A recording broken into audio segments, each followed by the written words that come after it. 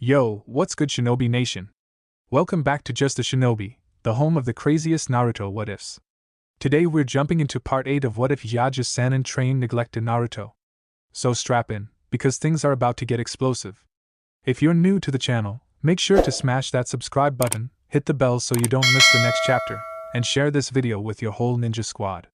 And of course, drop your theories in the comments. Your support is what keeps this shinobi grinding. Chapter 29, Promise. I got it! The young boy cried as he raced towards the door. Tai! Wait for me to see who it is, a voice called from the kitchen. Ignoring his sister's warnings, he tore open the door and smiled at the masked man before him. Whoa! Hello again, Yajuu-san, he greeted with a smile. Kitsune nodded at the young boy's enthusiastic greeting and glanced behind him. Is your sister here by chance? Right here, a voice called from down the hallway. Ria came around the corner, wiping her hands on her apron as she approached the door to her apartment. Can I help you, Kitsune-san? She asked as she placed a protective hand on her brother's shoulder. I just came by to update you on our last discussion, he said while glancing at the young boy. Ria's eyes widened as she understood. Tai, why don't you go watch some TV in our room? I'll call you once dinner is ready. But why? I want to talk with the shinobi guy. He pouted as he crossed his arms. Trust me, you'll only find it boring, she said as she ruffled his hair. We're just talking about where you'll be starting school next year. You mean it? Does that mean I get to go to the academy? Her eyes flashed, but she held her tongue and said maybe. We'll talk about it later. Ignorant of his sister's reaction, he waved at Kitsune before heading back down the hallway and entering the room he shared with his sister. You know, it wouldn't be a bad idea to consider it, Kitsune said before she shot him a glare. Over my dead body.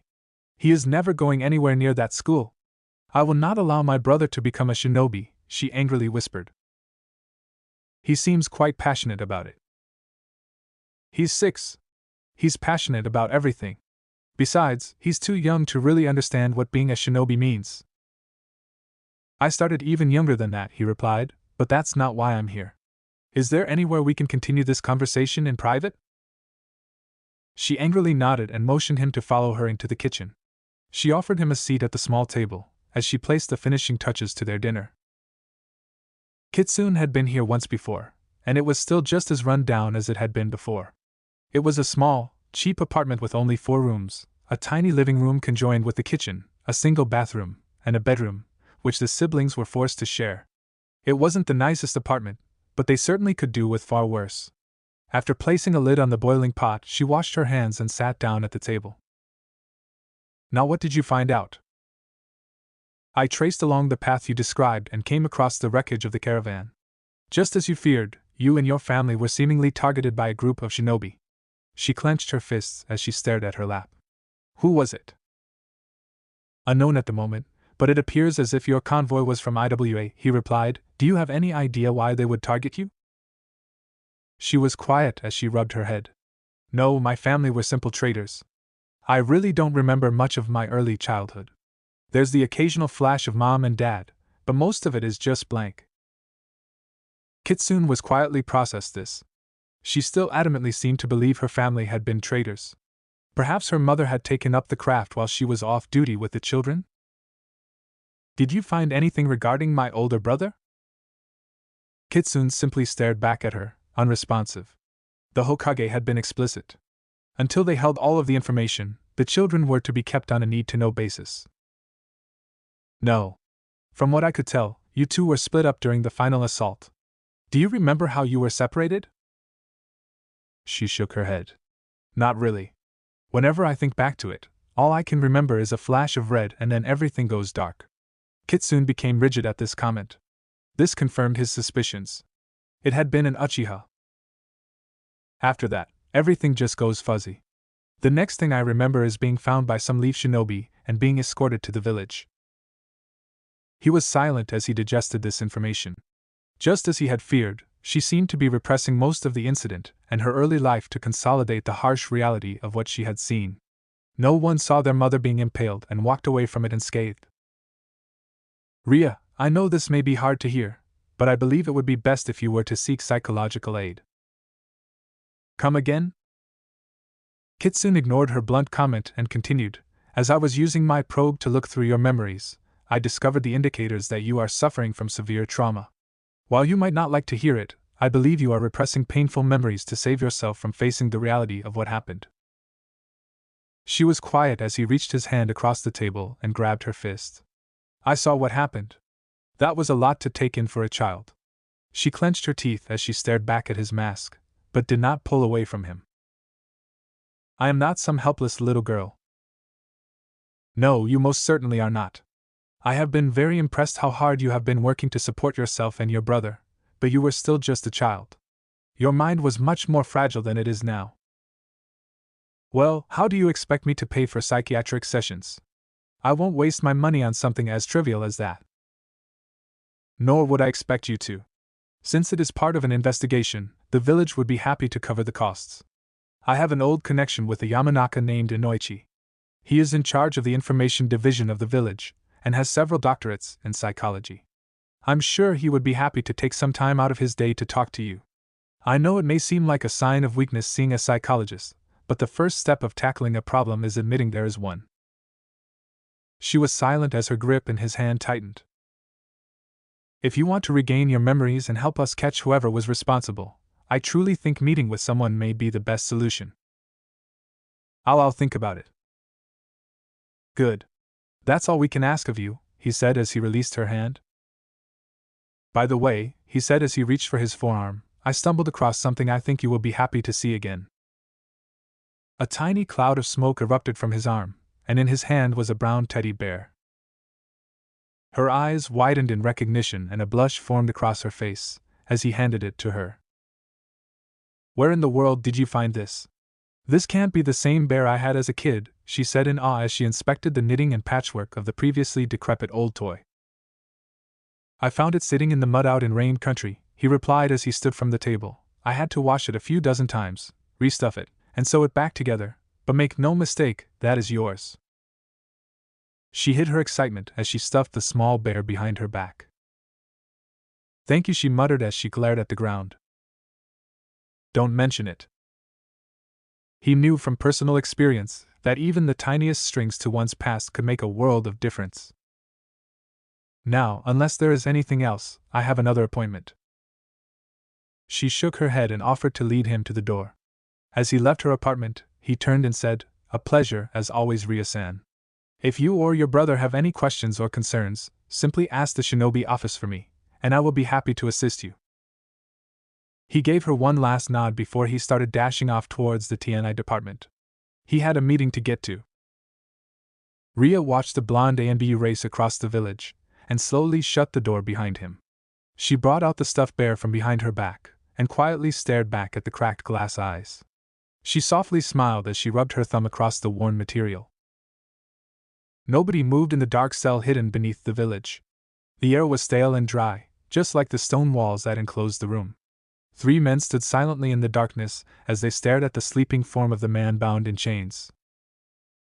We had to trank him shortly before you arrived. He overheard one of the guards mention you were coming, and started thrashing wildly. He would have bit off his own tongue if he kept flailing like that, Ibiki commented, breaking the silence. Not a very pleasant fellow, is he? Jiraiya mused as he knelt before the man. That's an understatement, Kitsune scoffed. I've lost count of how many obscenities he shouts at me on a daily basis. Jiraiya chuckled as he opened the prisoner's mouth and shined a flashlight down his throat. Sure enough, there was the seal right above his uvula. How fast does the seal react to a Yamanaka's presence? We haven't really done tests, but the moment a Yamanaka's jutsu attempts to enter his mind, the seal overrides the suppression tags on his chakra and forcefully activates his Kekai Genkai. It doesn't matter if he's awake or asleep. They remained silent, as Jiraiya continued to inspect the Zaofu's seal. Jiraiya whistled at the sight of the chain-like patterns that wrapped around the triangular image. Iwa's seal core have been getting better, Jiraiya chuckled. How long do you think it will take for you to break? Ibiki chimed in. Honestly, it depends, he responded as he reached into his bag. If I were to sit down and completely focus on nothing but this, I could probably have this cracked within a week or two. However, I don't have that kind of time. He carefully eased a piece of paper into the man's mouth and pressed it against the triangular seal. After a quick flash, he retracted his hand and stared down at the new image on the previously blank paper. I'll work on it in my free time. I'd give it to our blossoming new seal master to look over, but I think this is a little outside of his reach right now. Besides, he has his hands full as it is. With their work done, the three men exited the dark cell and made their way down the halls of the ANBU interrogation division. How was your conversation with the girl? Jiraiya asked. As expected, Kitsune replied, I recommended she speak with Inoichi, and she at least agreed to think it over. She still has no recollection of her past? Ibiki asked. None. From our first conversation, she revealed she actually believes her family was simple traders. She has no idea where she came from or of her lineage. Good, Jiraiya mused, unless she remembers it herself, I'd like to keep it that way. The last thing they needed was the girl thinking it would be better to run from the village and make a break for IWA. Any luck on our mystery assailants? Kitsune shook his head. Being limited to the village has impeded my progress. Once the Chunin exams are over, I presume I'll have much more luck identifying our targets. I intend to reach out to a contact in Kumo to see if he has any more information on the ANBU assassins. Ibiki nodded. And what of the masked individual? The Hokage has been silent on that matter, Kitsune growled. He and Danzo know something, yet they have declined to share their information with me. I'm sure they have their reasons, but it doesn't sit well with me either, Jiraiya said with a frown. Until they are willing to share, we are just going to have to solve this on our own. I've sent a message out to my contacts asking about the men. I'll let you two know if anything comes up. The three of them nodded as they went their separate ways. Jiraiya was silent as he exited the ANBU headquarters and made his way across the village. He ignored the bustling traffic and shouts of vendors as he headed towards the hospital. What are you hiding, old man? A few hours later, Jiraiya was patiently sitting in Training Ground 7 waiting for the blonde menace to arrive. He had been discharged from the hospital earlier that morning. Despite his injuries from the previous day, he was already bouncing around and back to perfect health. The QB truly was a wonder. Jiraiya couldn't say he had been surprised when he had entered Naruto's hospital room. Paper covered in seals were strewn everywhere, across the IVs, the chairs, and even the windows. Naruto sat in his bed with his brush in his teeth, muttering under his breath. In his right hand, he twirled one of Yandame's kunai, and the other was placed under his chin as he stared down at his latest batch of notes. I don't think you get the idea of taking it easy, do you? Jiraiya asked as he made his way towards the bed. Naruto simply nodded in his direction, never taking his eyes off of the paper in front of him. He continued to mutter as he made tiny notes here and there across the paper. What part of later did you not understand? Jiraiya asked as he swiped the paper from his hands. Jiraiya-sensei! Give that back! He cried as he flailed for the paper that was just out of reach. Jiraiya simply held one finger to the boy's head as he glanced at the boy's notes. As expected, the boy was already starting to design the new layout for the Hiraishin. I need to get back to work. The sooner I redesign the seal, the sooner I can finally use the Hiraishin perfectly. Work, work, work. Is that all you do, kid? Jiraiya had chuckled as he handed back the notes. The blonde had ranted on and on about his dream or something, to the point where Jiraiya simply zoned out. Yada yada, Hokage yada yada, seal master. He just didn't know when to stop. He had told him to collect his stuff and meet him at the training ground in a few hours, and they would get back to work. Speaking of which, just a minute before the set time, the blonde came bursting through the trees and stumbled into the clearing. I am not late, am I? He sputtered as he clambered onto his hands and knees. No. Geez, kid, relax a little. Jiraiya chuckled. Naruto let out a sigh of relief as he brushed himself off and made his way over to the Toad Sage. Sorry, but you don't understand what Kakashi-sensei does to us if we're late. He shuddered as their one terrifying experience came flashing back to him. He hadn't been able to walk properly for 5 days. Jiraiya chuckled as he remembered the stories how harsh Kakashi used to be when he was in charge of ANBU. I guess these kids finally gave him the wake-up call he needed. Well, now that you're here, we can get back to business, he said as he took out a fresh piece of paper and placed it in front of them. So, where are we starting with the Hiraishin seal? Naruto asked as he bounced around. We aren't, he replied, causing Naruto to deflate. I told you.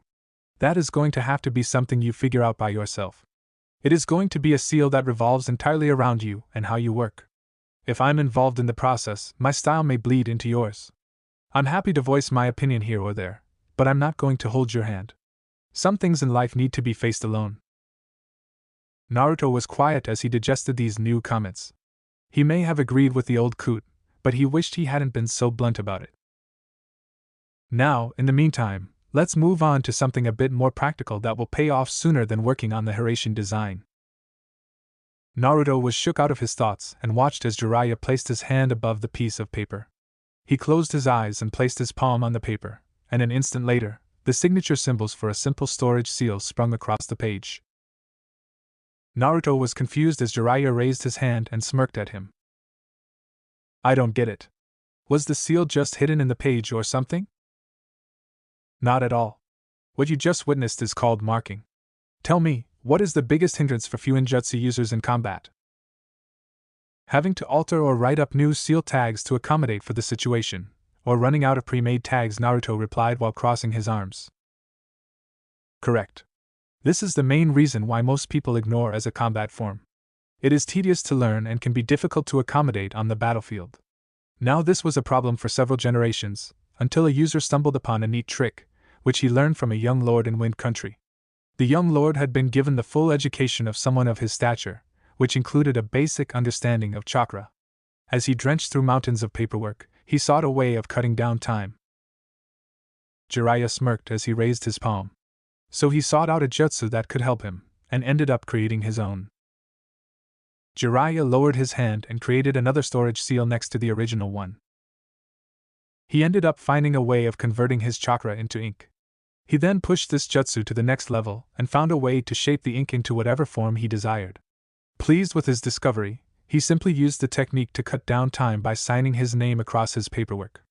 Lucky for us, and the world, our Fuinjutsu wanderer saw another application for the technique. Naruto's eyes flashed, as he understood.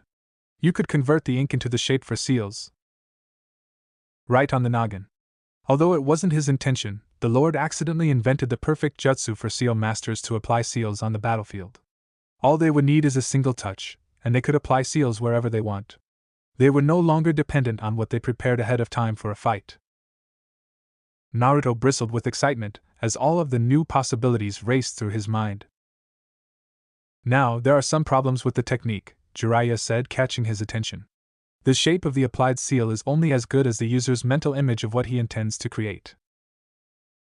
Jiraiya pictured the seal he had seen earlier this morning as he placed his hand upon the page. The result was similar to the actual seal, but not quite perfect. There were bumps along the ink, and the triangle slightly bent to the left. As you can see, the technique is limited by the concentration and memory of the user. I would recommend only using this for seals that you truly have memorized by heart. We know how temperamental seals are if they aren't exactly right. The slightest mistake in the design, and it may end up backfiring on you. Naruto was quiet as he ran through which seals he truly had memorized. For right now, I'd stick with those gravity seals that you are so fond of. From what I've heard, you seem to use those enough that you should have a pretty good mental image of them by now. So what's the first step? Naruto asked as he straightened his back. Jiraiya smirked. The jutsu has only 2 hand signs, but once you use it enough, you won't even need them. It will become second nature to you. The first step involves converting your chakra to ink, and the second step is shaping the ink how you want it. Naruto nodded as copied his hand signs and got down to work. They barely even noticed how the time seemed to pass, as they solely focused on perfecting the technique. Jiraiya would be off in the shade glancing over the design from IWA, and occasionally glance at the boy as he splattered the page with ink again and again. Before they knew it, 3 days had passed. Jiraiya groggily headed out towards the field, chowing down on an apple. He was surprised to see the blonde already hard at work, surrounded by piles of paper. As he watched from the shade, he couldn't help but chuckle. Just look at him go. Minato had done exactly the same thing at his age. Though, to be fair, he also had Kushina joining him from time to time.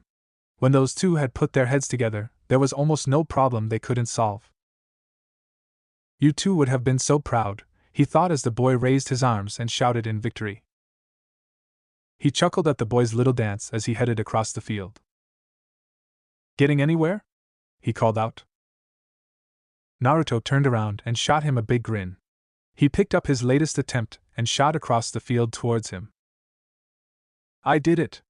Look at it! The design is perfect! He exclaimed as he handed the slip of paper to Jiraiya. Sure enough, the gravity seal looked no different than if he had drawn it with a brush. All right, now let's see if it works, he commented as he took one last bite of his apple. He placed the tag on the fruit and set it on the ground. Naruto formed a hand sign, and the tag flashed white. He went down to pick up the apple, and smiled when he could barely lift it off the ground. Well done, and in only a few days too, he mused as he fondly slapped him on the back. All right. Now what's next? Naruto asked excitedly. Geez, kid. Stop and smell the roses, Jiraiya chuckled. To be honest, that's about all I had planned for our few days together. Kakashi should be back later today or tomorrow, and then you'll be back with your team. Naruto deflated as he realized his time with the Seal Master was drawing to a close. He had been having too much fun talking with someone who could actually keep up with him, that he hadn't even noticed that their time had flown by. Isn't there anything else we can do? He asked as he shuffled his feet. Jiraiya softened his gaze and ruffled the boy's hair.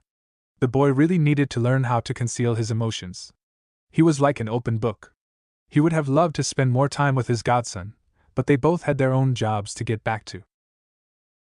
Don't look so glum, kid. It doesn't suit you. I have one last thing planned for us before we're done. The old man wants me to check over the seals placed along the wall of the village, while I'm in town. An extra set of eyes will be appreciated. Now gather your stuff. We'll head out in a few minutes. Naruto nodded as he started collecting his things. After a few minutes, the two were heading back towards the village. Naruto was quiet as he stared down at the ground, trying to find the right words to say. Don't worry, kid, this ain't the last you'll be seeing of me, Jiraiya said, breaking his train of thought. You'll see me again sooner than you'd think, and we'll have more time than just a few days. Really? Yep, just focus on making it through the exams in one piece. We'll have plenty of time afterwards to truly dig into some lessons. Promise? Naruto asked as he glanced up at the man. Jiraiya smiled as he stared back at him. Promise. Chapter 30, The Exam Begins. Sasuke was silent as they approached the village. Lee was having a rather loud conversation with Hinata, while Kakashi was trying to drown out the noise with his book. Their mission had been an absolute success, but his personal one had not. He glanced back at Hinata, who, in his opinion, was being impressively patient with the hot-headed boy and cheerfully chatted back. He had tried to bring up the issue regarding her cousin more than once over the course of their trip, but she would shut him down every time. Eventually, he decided to drop the issue in fear of pushing her too far. He resigned to letting the blonde deal with it once they got back. Talking to people wasn't exactly his forte anyway. However, it did sting a bit more than he would like to admit, that she seemed to open up to Naruto rather than him. Soon, the familiar, looming walls came into view. The white siege walls of the city stretched all around the village borders as far as the eye could see. As the group grew closer, they each noticed two small dots sitting about halfway up the stone structure. The closer they got, the more defined the dots became, until Sasuke sighed and recognized the frame of his teammate and the old man he had been saddled with. Even before they reached the wooden gates, they could hear the voices of the two shouting back and forth at each other. No! No! No! The chakra detection seal goes over the hexagonal integrity seal. I got it. Fine, you're right. It made sense the first time you explained it. Then stop placing them under the integrity seals.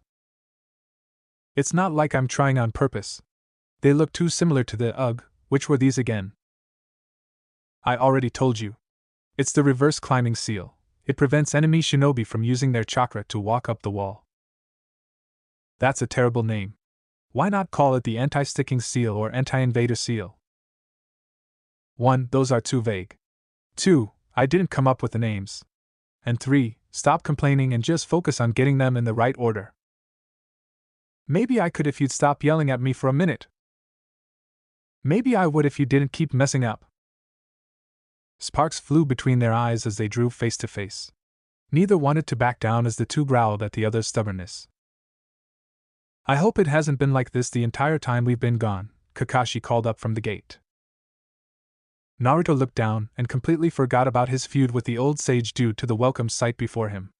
A smile split apart his face as he raced down the side of the wall. You're back, he exclaimed as he slammed into the ground. How did it go? Did you get to fight a lot of bad guys? Very good to see you as well, Naruto, Kakashi chuckled. The mission was a total success. I'm sure Sasuke and Hinata would be thrilled to catch you up. Not much happened, Sasuke said with a shrug as Naruto faced him. We didn't really need any ninjutsu. There were only about 30 of them, and we made quick work of them. Naruto nodded before glancing at the boy in green spandex behind him. Oh hey! And you are? Naruto, this is... My name is Rock Lee. I am very pleased to meet you, Lee cut in as he raced forward and started vigorously shaking his hand. Your youthful teammates have told me much about you, Naruto-kun. I hope we can blossom into beautiful friends. Naruto could barely keep up with the green-clad boy, who talked a mile a minute. He was seriously worried about the boy ripping his arm off. It's nice to meet you too, Lee. I'm sure we'll be good friends. Yash! He exclaimed while striking his victory pose. He flashed him a blinding smile as Kakashi coughed to catch their attention. Lee, I appreciate you lending a hand, and I'm sure Hinata and Sasuke feel the same. I know you're dying to get back to your training, so you're free to head out and meet up with Guy if you wish. Lee's eyes sparkled as he hugged the man around the waist.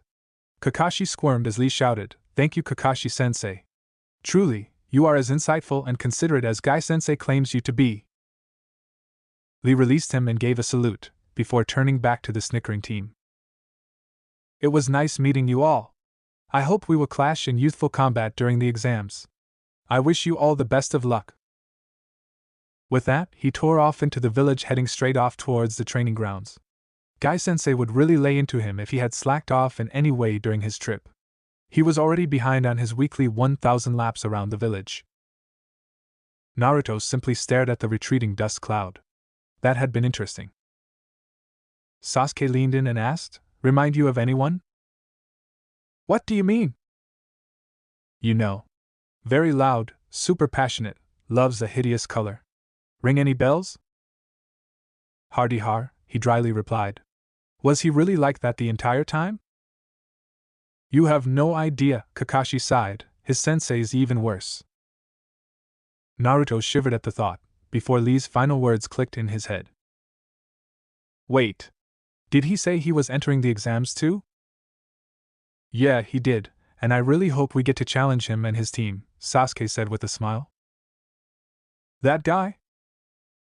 Despite how ridiculous he looks and acts, he's strong, Sasuke replied while shaking his head. Very strong. And fast. Maybe even faster than you. Now that lit a fire under his stomach. Naruto grinned at the prospect, and really hoped they indeed met again during the exams. Sasuke was glad he had mentioned Lee's team. It reminded him that he had something he wanted to discuss with the blonde. Hey done, he started to whisper, but he was cut off as a light bulb went off in Naruto's head. He raced past Sasuke up to Kakashi and Hinata, and exclaimed, Sensei! You won't believe it! I finally figured out what's wrong with Horatian. Everyone was silent as the gravity of what he had said sunk in. Really? Hinata asked in awe. Naruto-kun, that's wonderful. Well, that certainly is good news. Glad to hear your time with Jiraiya turned out to be fruitful. Sasuke shoved Neji out of his mind as he intently listened to the blonde regale his tale of how he figured out the issue. He could bring up Hinata's cousin at another time. As the blonde rambled on, Jiraiya smirked at him from up on the wall. One track mind all right, he muttered as Naruto spread out his hands to illustrate the blood splattering everywhere. Nostalgia flooded through him as he began to see the ghosts of his past lay over the current Team 7. Honestly, the old man was just toying with him when he set up this team. He laid his gaze on Kakashi, and they shared a short glance. He had done a good job with these kids. They were almost out of his hands now, but he should have nothing to regret. They were turning out just fine. Jiraiya placed the finishing touches on the wall seals, and gave Kakashi one last nod before disappearing in a swirl of leaves. Kakashi had received his message loud and clear. Naruto was his again. At least for a little while. He smiled as he turned back as Naruto excitedly chatted about how he would have to create a whole new seal array. The next 2.5 weeks flew by faster than they would have thought. Reunited, Team 7 tackled back-after-back C-rank missions in order to fulfill their necessary quota. They tackled more bandits, protected caravans, apprehended a wanted fugitive, and even retrieved an ostrich. Finally, after all of their hard work, they stood in front of the designated building for the first trial of the exams. Does anyone else have a weird mix of nervousness and excitement? Naruto asked, to which the others nodded as they stared at the door. Kakashi had prepped them one final time the previous day, but did not wish them good luck. They didn't need it. Though they were anxious, the prospect of truly testing themselves thrilled them to no end. Each of them had worked incredibly hard to reach this point, and this was where it all was going to pay off. As a unit, they entered the building.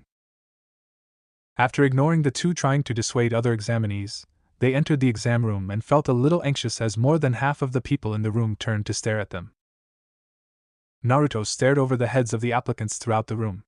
He didn't know there would be this many people. There were teams from all over. He easily recognized the headbands for the hidden sand, rain, grass, and waterfall villages scattered throughout the room. There was even a new symbol that he didn't recognize in the shape of an eighth note. As his gaze wandered to the back of the room, he was shocked when he recognized an unexpected symbol. Cloud sent people this year? Naruto whispered to Sasuke. I thought Kakashi-sensei said Suno was the only other major hidden village to send representatives. Looks like they decided to send a team or two, Sasuke muttered as he noticed 6 total cloud headbands across the room. He was sizing them up as he was knocked forward. A pair of arms wrapped around his neck, as a voice murmured, Sasuke-kun. You're late. Didn't anyone ever teach you it's rude to keep a girl waiting? Please get off, Sasuke. You're embarrassing everyone present, Shikamaru groaned as he and Chuji walked up to the group. It's just been a while. It's like you guys just disappeared off the face of the earth, she purred. She either didn't notice Sasuke's disgusted stare or she ignored it, as she turned to Hinata. Hinata-chan, I never thought you would be so crafty. Sneaking off with Sasuke-kun all for yourself, Ino teased as she winked at her shy friend. Please don't say things like that, she muttered as she forced herself from twiddling her thumbs. I think Sasuke-kun would prefer it if you were to let him go, Ino. Ino released her grip on Sasuke and walked up to Hinata. She got face to face with her, and seemed to be inspecting her over. There was the ever-expected blush, but Ino noted Hinata was holding herself up better than she had before. Well, look at you, Hinata-chan. I'm so proud of you. Finally come out of your shell. I was beginning to wonder if you would ever stop getting so embarrassed. There are still some traces, but we can work on those later, she said with a smile as she hugged her friend. Hinata smiled back as she returned the hug. Ino stepped away and seemed to glance her up and down as she circled her. Still wearing those bulky clothes, I see. We'll get you out of those yet. Maybe into something a little more revealing. Something that shows off the shoulders, Ino teased with a wink. I know, Hinata pleaded as a new blush formed on her face. There it was. Ino chuckled as she saw more of the Hinata that she used to know. She was happy Hinata had made some major steps forward, but she couldn't help poking the buttons she knew would always work. Ino pig, stop teasing Hinata. I'm sure she doesn't find it as funny as you, a new voice called out. The group turned around to see Team 8 standing in the doorway. Sakura stood in the center, flanked by Kiba and Shino. Kiba held his ever-cocky grin, as he smirked at the group. As usual, Akamaru sat comfortably on his head and yipped his greetings to the other genin. Shino was silent as ever, surveying the group with a cool indifference. Sasuke gave him a nod, which the boy was pleased to return. Sakura stood with her hands on her hips as she shot Ino a reprimanding look. "It's okay, Sakura. I know she isn't trying to be mean," Hinata said, trying to resolve the situation. "Well, look at you, forehead girl. Gotta say, love the new outfit. Somehow, even you are making it work." Sakura had embraced her sensei wholeheartedly, and modeled herself after her new influence. Her outfit and her sensei's were almost identical, aside from the red being replaced with a pink shade similar to her hair. "I guess I'll take the compliment, coming from you," she replied, before smiling at the rest of the group. "It's so nice to see everyone again. I see I'm not the only one who had a wardrobe change," she commented as she gave Naruto a look up and down. "Like it?" Naruto said as he spun and showed off his navy shirt. "I got it as a gift after graduation. They're just so comfy and light. They're not orange, but I guess they're still pretty cool." "Looks good on you. Glad to finally see you in something other than orange," Kiba said as he glanced at him over. "Who were they from?" Naruto stopped as he raised a finger to his chin. "You know, I never really found out. They just left the package on my door and left." Sasuke noticed Hinata seemed nervous for some reason, as she looked away and twiddled her thumbs. Sakura turned to Sasuke and simply offered him a nod, which greatly surprised him. She had changed more than her outfit, it appeared. It was an appreciated change of pace. My. Nothing but gossip from you rookies. Keep that up, and the other teams are going to start to think you'll be easy pickings, a voice said as a new person approached the group. The genin turned and stared at the new arrival with gray hair and thick glasses. "And you are?" "Kabuto," he replied with a light smile, "pleased to meet your acquaintances." "What did you mean about easy picking?" Kiba asked. Kabuto smirked and pointed behind them. The group turned and realized the classroom of applicants were still staring them down. They had gotten so caught up that they forgot they were standing in front of the entire class. Many of the nearby shinobi, especially a few wearing rain headbands, were shooting the gathered rookies with particularly viscous glares. After giving some advice about keeping quiet, Kabuto offered to share some information about himself. "You've failed 6 times? You must not be very good," Kiba scoffed before Sakura smacked him in the head. "Kiba! That was rude. I apologize for his comment, Kabuto-san," she said, ignoring Kiba muttering under his breath behind her. "It's no problem. My expertise lies mostly in information gathering and medical ninjutsu. I'm not really suited for combat," he chuckled. "So you must have considerable knowledge about the exam, correct?" Shino asked. The rookies were slightly startled at his voice, since this was the first time he had spoken since they arrived. Kabuto nodded as he whipped out a deck of cards. "Indeed I do.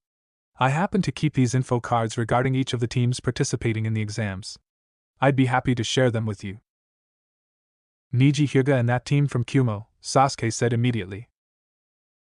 Hinata flinched at the mention of Niji's name, but Kabuto ignored her as he withdrew the desired cards. Holding up the first one, he said, "A year older than you all. Mission history, D rank, 110 completed, C rank, 14 completed. Sensei is Mato Guy.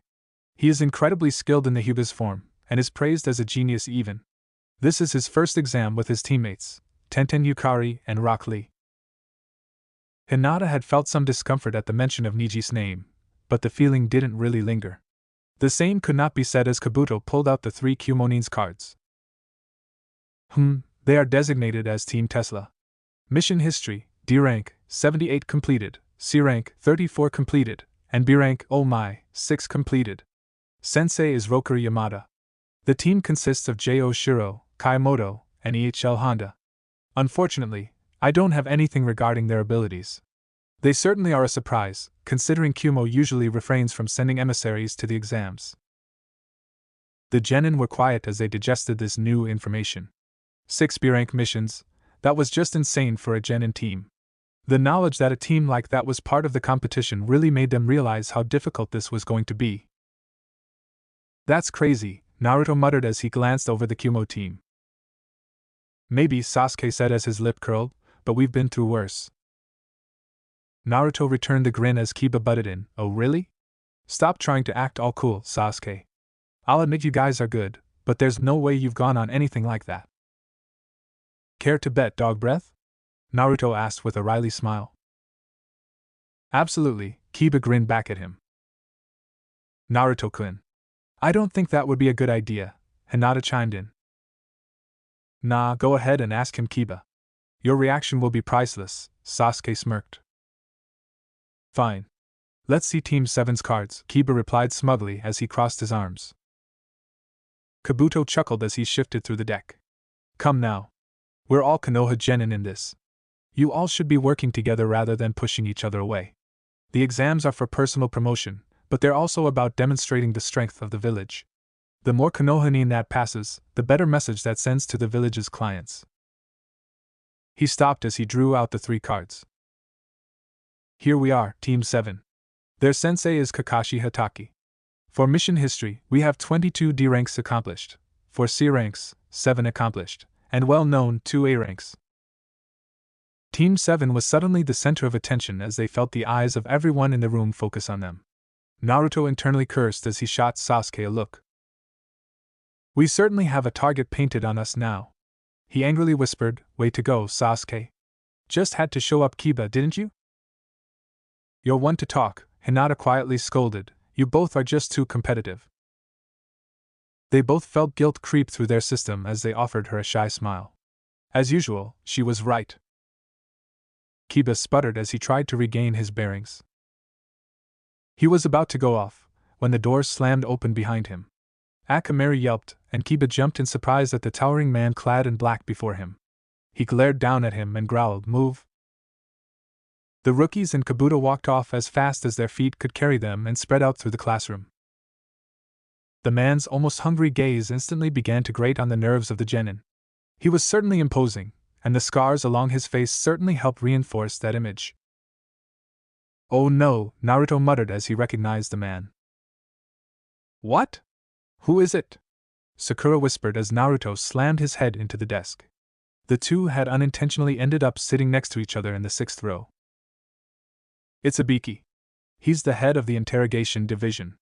Nei-chan told me about him, he groaned through the wood. Sakura raised an eyebrow and was about to inquire more, when the man started talking. Alright, listen up. I'm Marino Ibiki, the examiner for the Chunin selection exam's first test. Shut up so we can all get started.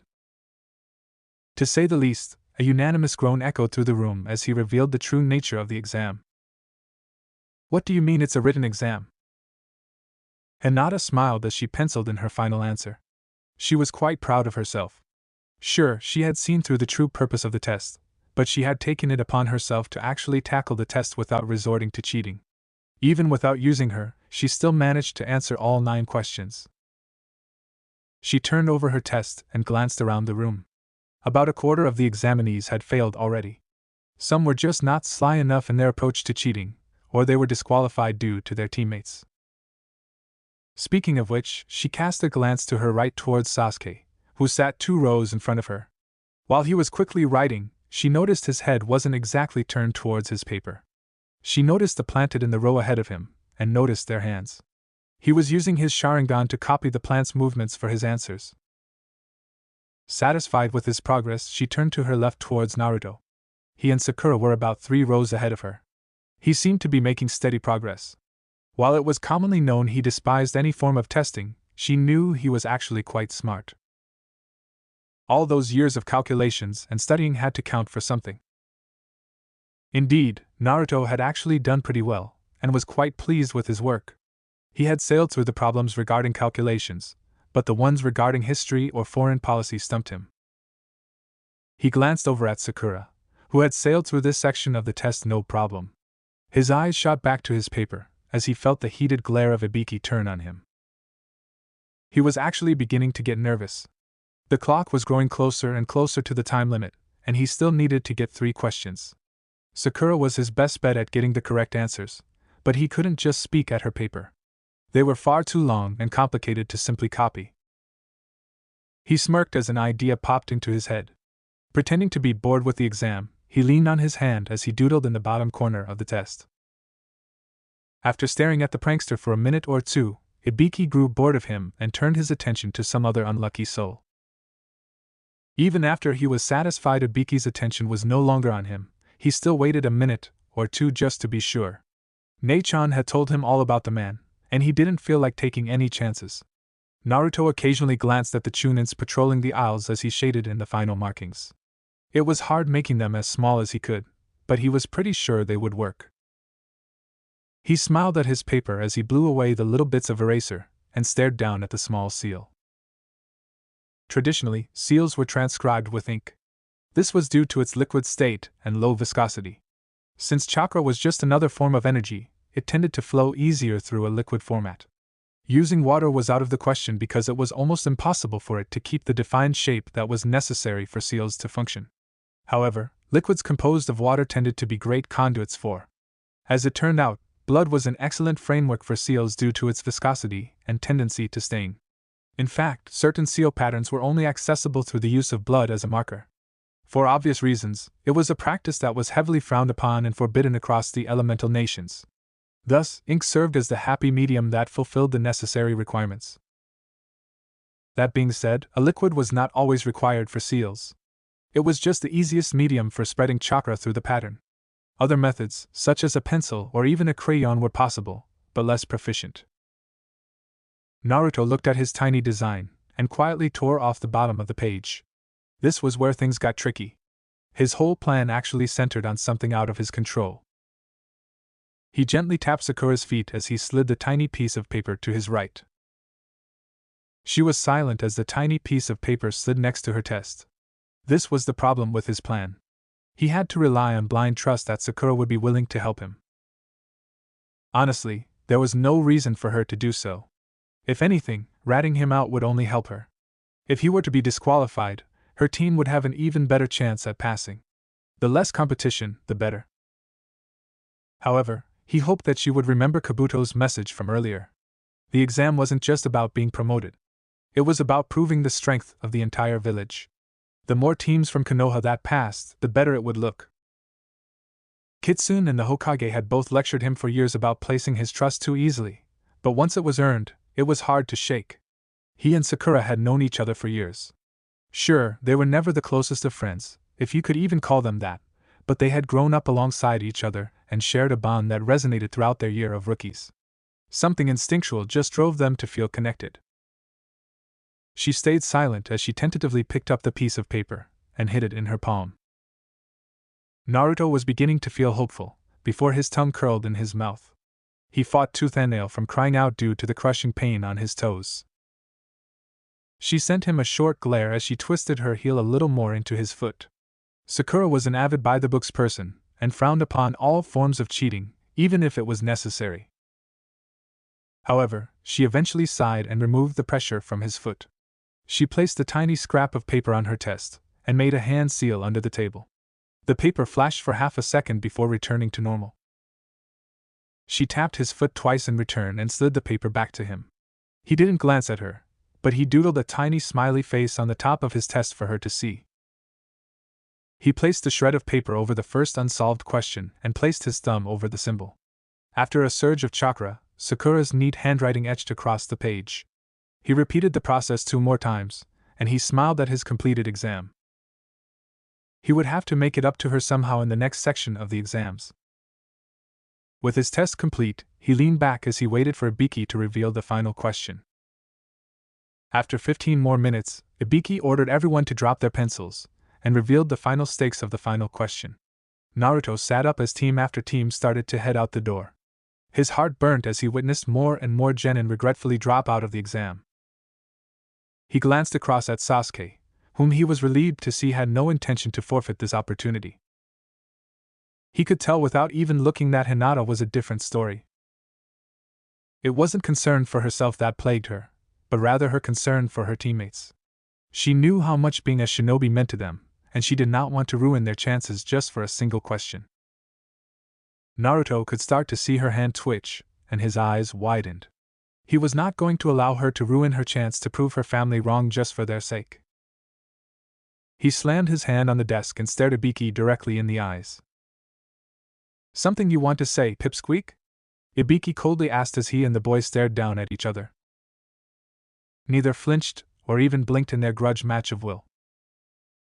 Yeah, actually I do. I think you're full of bullshit. Silence fell upon the room, as the atmosphere was flattened by his response. Excuse me? You heard me for the first time. I call bull. I will not run away from this. So what if I remain a genin forever? It's just a title, and titles mean nothing in the real world. Your rank does not measure your skill. It's my dream to become Hokage, and I don't care if I have to be considered a genin for the rest of my life before that happens. He finished his tirade and shot Ibiki one last look. I won't run away from your empty threats. His words echoed throughout the room, resonating with every applicant. They started to smile as they turned their attention back to the proctor. They were ready to keep going, despite the odds. Now isn't he something else? Ibiki thought as he watched the blonde brat sit back down. He certainly has a way of inspiring people, even those from other villages. After a minute without anyone else dropping, he decided to call it. The kid had roused the other genin, and no one else would be backing out now. He smirked as he gazed at the troublesome genin in question. Naruto Uzumaki. I'm very interested to see how far you get. Sasuke gulped at the sight of the scars, as Ibiki tied up the back of his bandana. Those of you who decided to take the chance answered the 10th question correctly. You have proven you have the guts to face down an inevitable situation and face it head on. Congratulations, you have made it through the entrance. The first test of the Chunin selection exam is now finished. I wish you guys luck. There was a shatter of glass as a dark blur suddenly appeared in front of him. The new arrival smirked and struck a pose, as her backdrop fell from the ceiling. All right, you maggots, listen up. Don't get too cocky. This is no time to be celebrating. Naruto groaned and cradled his face in his hands. It just had to be her, didn't it? The examinees were stunned at the woman's sudden entrance, and even more surprised by the more than self-flattering message across the canvas. A little too early, Anko, Ibiki muttered as he walked around the banner. She ignored him as she quietly counted the heads of the remaining teams. 66. You let 22 teams pass? She exclaimed as she rounded on Ibiki. You're losing your edge, old-timer. You went way too soft on them. Keep this up, and I'll be snatching your job right from under you. No chance in hell, Mitarashi. As for the genin, what can I say? There's some real talent out there this year, he chuckled. Oh, I already know, she replied with a sadistic smile as she scanned the room. Her eyes wandered over everyone's faces as she searched for one person in particular. Where are you hiding your brat? Finally, she halted at the clump of blonde hair attempting to hide behind the desk, and called out, There you are, you little punk. Naruto froze as he slowly peeked over the desk and sent the woman a nervous smile. Hey Anko-ne-chan. How long time, no see. And whose fault is that? She asked far too sweetly as she suddenly appeared right next to his seat. He yelped and fell back over his chair. He ignored the stinging pain and stares of everyone in the room as he waved his arms in front of him. Why, you know it wasn't intentional, Ne-chan. Kakashi-sensei and Gigi were just keeping us really busy. I would have swung by if I had the time, I swear. Ah, you were just too busy? That sounds just awful, she dragged out as she placed her boot onto his chest. Poor little Naruto-chan. You should have just said so. Of course I believe you. I mean, it's not like you would use any free time you possibly could have had reading through books, instead of checking in with me. You know that would just break my precious little heart. Beads of sweat raced down his face and he gulped. The woman threw her head back and let out a sadistic laugh, before smirking and spinning a kunai through the handle. Relax, brat. Smile a little, she said as she removed her heel and took a step back. I've actually missed you, runt. No one else works quite as well as a target dummy as you do. To accent her point, she flicked the kunai past his face as he started to get to his feet. The sharp metal had stung, but it didn't really bother him. Honestly, it was really nice to see her too. She was right. It really had been too long, and he felt guilty as hell for not checking in with her sooner.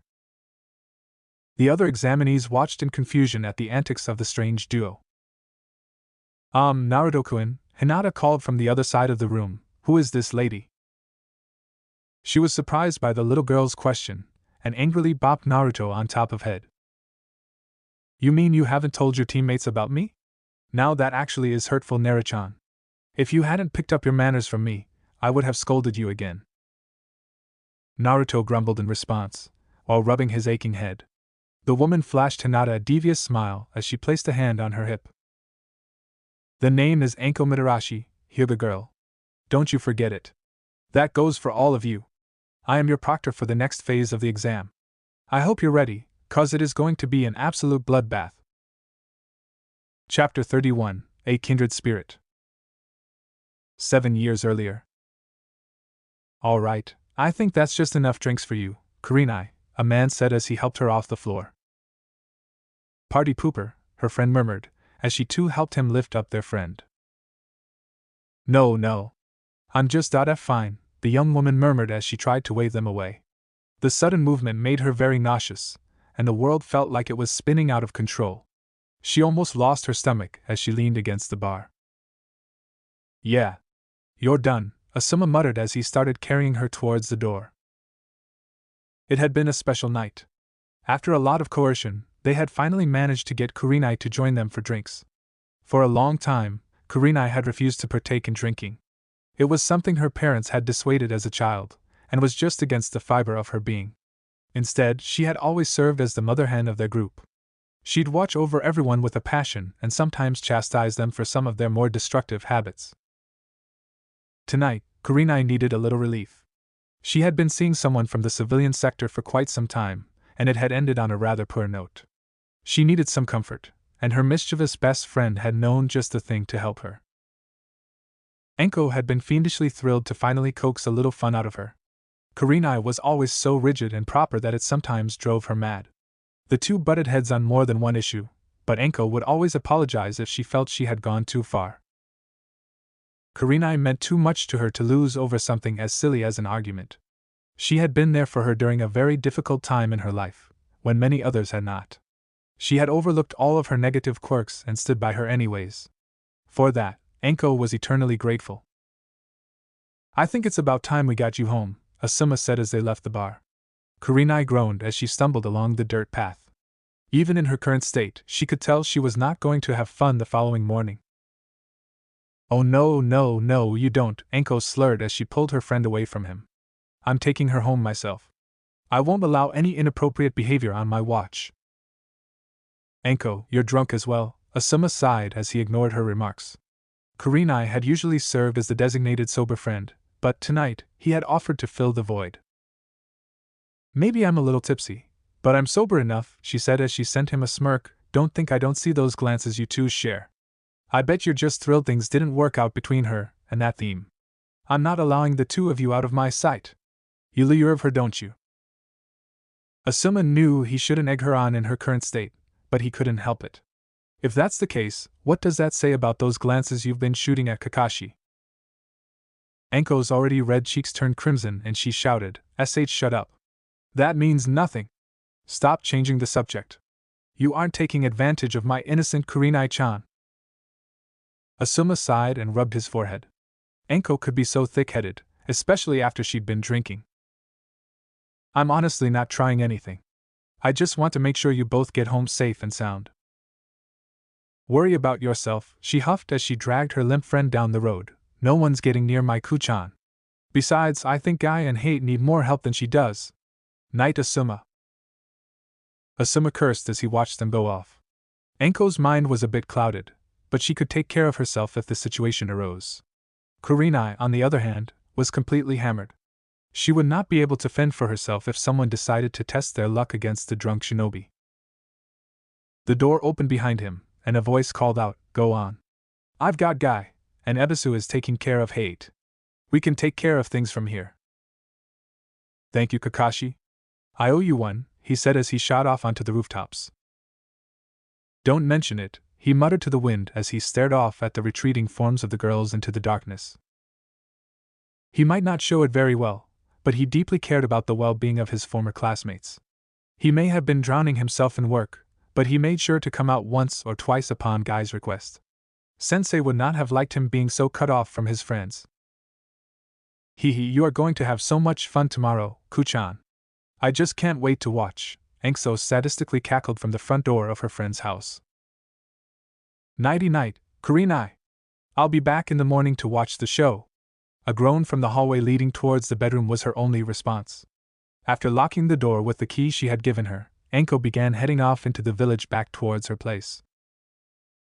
Pleased that she was home safe, a shadow watching from a distant rooftop nodded before disappearing in a swirl of leaves. Anko pulled up her coat as she made her way through the village. It was currently around 1 o'clock in the morning, and the only inhabitants of the streets were drunkards and other wasted individuals stumbling their way home. Plus, it was freezing outside. It was the middle of October, and the frigid chill of winter was just starting to sink in. As she made her way across the streets, she glanced at the lingering decorations that adorned the shops and restaurants from the event held a few days ago. Today was October 14th, 4 days after the memorial of the Kyuubi attack. It was a day of sorrow and misery, as everyone reflected on the loss of so many lives during that night. People had been shattered by the losses they endured. Homes completely destroyed, friends lost forever, and families broken apart. Everyone had something to grieve about during that day. She and her fellow classmates had been forced to stay out of the village that night. She and Kurenai had been very vocal about the decision, but their senior officers would not budge. While she hadn't agreed at the time, now she would reflect back and grudgingly agree it was the right call. She and her classmates were the future of the village, and they would need every hand on deck after the attack was finished. She hadn't been up close, but she had more than a clear view of the destruction that tore apart her village. In the end, there was nothing but misery. No winners, only survivors. Of course, those who did survive had a very clear outlet for their aggression and pain. The council had seen to it to accidentally leak the identity of the Kyuubi. Ever since, the boy was the subject of endless torment and disdain by both civilians and shinobi alike. Fools, a lot of them. She, herself, knew the pain of being branded with something she couldn't control and being judged for it. As she walked down the road, a voice distracted her from her thoughts from the alley she had just passed. Please! Leave me alone! A young voice echoed behind her. She paused and glanced back at the small crowd of men, who seemed to be cornering a small boy. Speak of the devil. She could barely make it out through the men blocking her view, but it was impossible to mistake that wild, blonde hair for anyone else. Naruto sobbed as he backed against the wall and covered his head. The air was thick with the smell of whiskey and sake. The men were practically covered in the stench as they slowly enveloped him. Please! I didn't do anything! I swear! His pleas fell on deaf ears, as the crowd of drunken men drew ever closer. The leader of the group held a shattered glass bottle in his hand as he approached the frightened young boy. If he were in a more sober state, he would have probably felt a little guilty about striking out at a child, even if it was the demon brat. But he was not fully in control right now. He was currently being fueled by all of the hate and sadness that had been building up for years, after the loss of his brother. Right now, he saw no distinction between the beast and the little boy in front of him. It was payback time. He glared at the boy as he raised the bottle above his head. Back off! A distinctive voice echoed through the dark alley. The group froze and turned around to stare at the silhouette of a woman glaring back at them. What did she say? One man growled as he leered at her. You heard me. What are you, ignorant and deaf? Leave the kid alone, and get the hell out of my sight, she barked as she stared down the mob. Naruto cracked one eye open in disbelief. He still pressed himself as far into the corner as he could, as one man sauntered forward. Listen, sweetly. We wouldn't want to harm such a pretty face, but we have some business here. Why don't you wait over there and maybe we'll talk a little later? She smiled, far too innocently, as she strutted towards him. Why doesn't that sound lovely? She cried, before her arms whipped forward. The man shrieked out in pain as a viper struck out from her coat's sleeves and bit him in the neck. Another snake shot from her other sleeve and began wrapping him up. Unfortunately for you and your friends, I have something called standards. They may be lower than some others, but you all unfortunately don't quite meet the bar, sweetie. She lifted the man into the air, and violently tossed him into one of the garbage bins that lined the alley's walls. The metal frame bent from the force of his impact, and the other men stepped back in fear. She turned her steely glare upon them, and they nearly wet themselves. Her eyes did not hold the playful twinkle they usually held. "Anyone else?" she asked as the snakes turned toward the group and hissed. They let out a cry of fear and started racing around the woman as fast as they could. One particular man made the mistake of growling "snake bitch" as he passed by her. Fast as lightning, her hand lashed out and caught him by the throat. Unfortunately for him, his friends seemed to be worrying more about their own safety than his, as they raced away into the night. "What was that? I don't think I quite heard you. Could you repeat yourself?" she asked as she pulled him closer to her face. "And then nothing. I said nothing." TSK. Didn't your mother teach you it's impolite to lie to a lady?" she asked as she tightened her grip on the man's throat. He gasped for air as she slowly crushed his windpipe. He cried out garbled sounds as he tried to say something. "What was that?" "ICHM so CHRE. Was that so hard?" she asked as she tossed him out of the alley. He gasped as he tried to refill his lungs, and he took off running as soon as he partially regained his breath. Satisfied with her work, she glanced at the small boy huddled in the back corner. His eyes were wide in shock as she walked up to him. He didn't know whether to be reassured or horrified as she knelt before him. She gazed into his eyes and offered him a smile. Not one of her more playful ones, but one that was more honest. "Don't let anyone put you down, kid. You're more than that," she said as she lifted him to his feet. He was silent, and his eyes were full of wonder as he stared up at the woman who had saved him. He was simply too shocked to speak. No one had ever stood up for him like that before. Gigi's masked men would occasionally step in after a while, but he always felt that it was more of an obligation rather than out of kindness. "Get inside before you catch a cold, kid, and try to stay out of trouble," she said as she ruffled his hair. She offered one last, sly smile as she headed out of the alleyway and walked off into the village. After a few minutes, the boy slowly tiptoed out of the alley and stared at her shrinking figure around the corner. Who was she? 3 weeks later. Anko happily skipped as she made her way towards her favorite sweet shop. The citizens who recognized her felt their hearts clutch in their throats at the sight of her glee. If Anko was happy, that meant someone else was surely not. She had just finished a lovely day observing at the interrogations division. She had been applying to join them for the past year, and finally her application was accepted. INBU was fun, but it never held that same personal thrill that interrogation seemed to hold. It was just a perfect fit with her, and she had even been paired up with the head of the division himself. It was like a dream come true. After her long session, she had decided she would treat herself, like every other day, and sit down with a nice plate of dango. What was even better was that she didn't sense her secret stalker today. Ever since she had stuck up for the little runt, she had begun to notice a tiny presence following her around the village. It didn't take long to realize who it was. The little blonde boy would stick to her like gum to a desk. He would never approach her directly, but he would be watching her from behind a corner or a rooftop. It had been a little cute, at first, but now it was beginning to get on her nerves. 15 minutes later, she was happily snacking down on her favorite treat outside of the little shop. As she popped another fresh stick into her mouth, she could sense the gaze of 2 older gentlemen sitting at a table near her. She didn't technically mind being glanced over once or twice. Hell, she loved to tease innocent chumps with her killer looks, much to Karinai's distaste. However, she did have an age limit, and these 2 were clearly past it.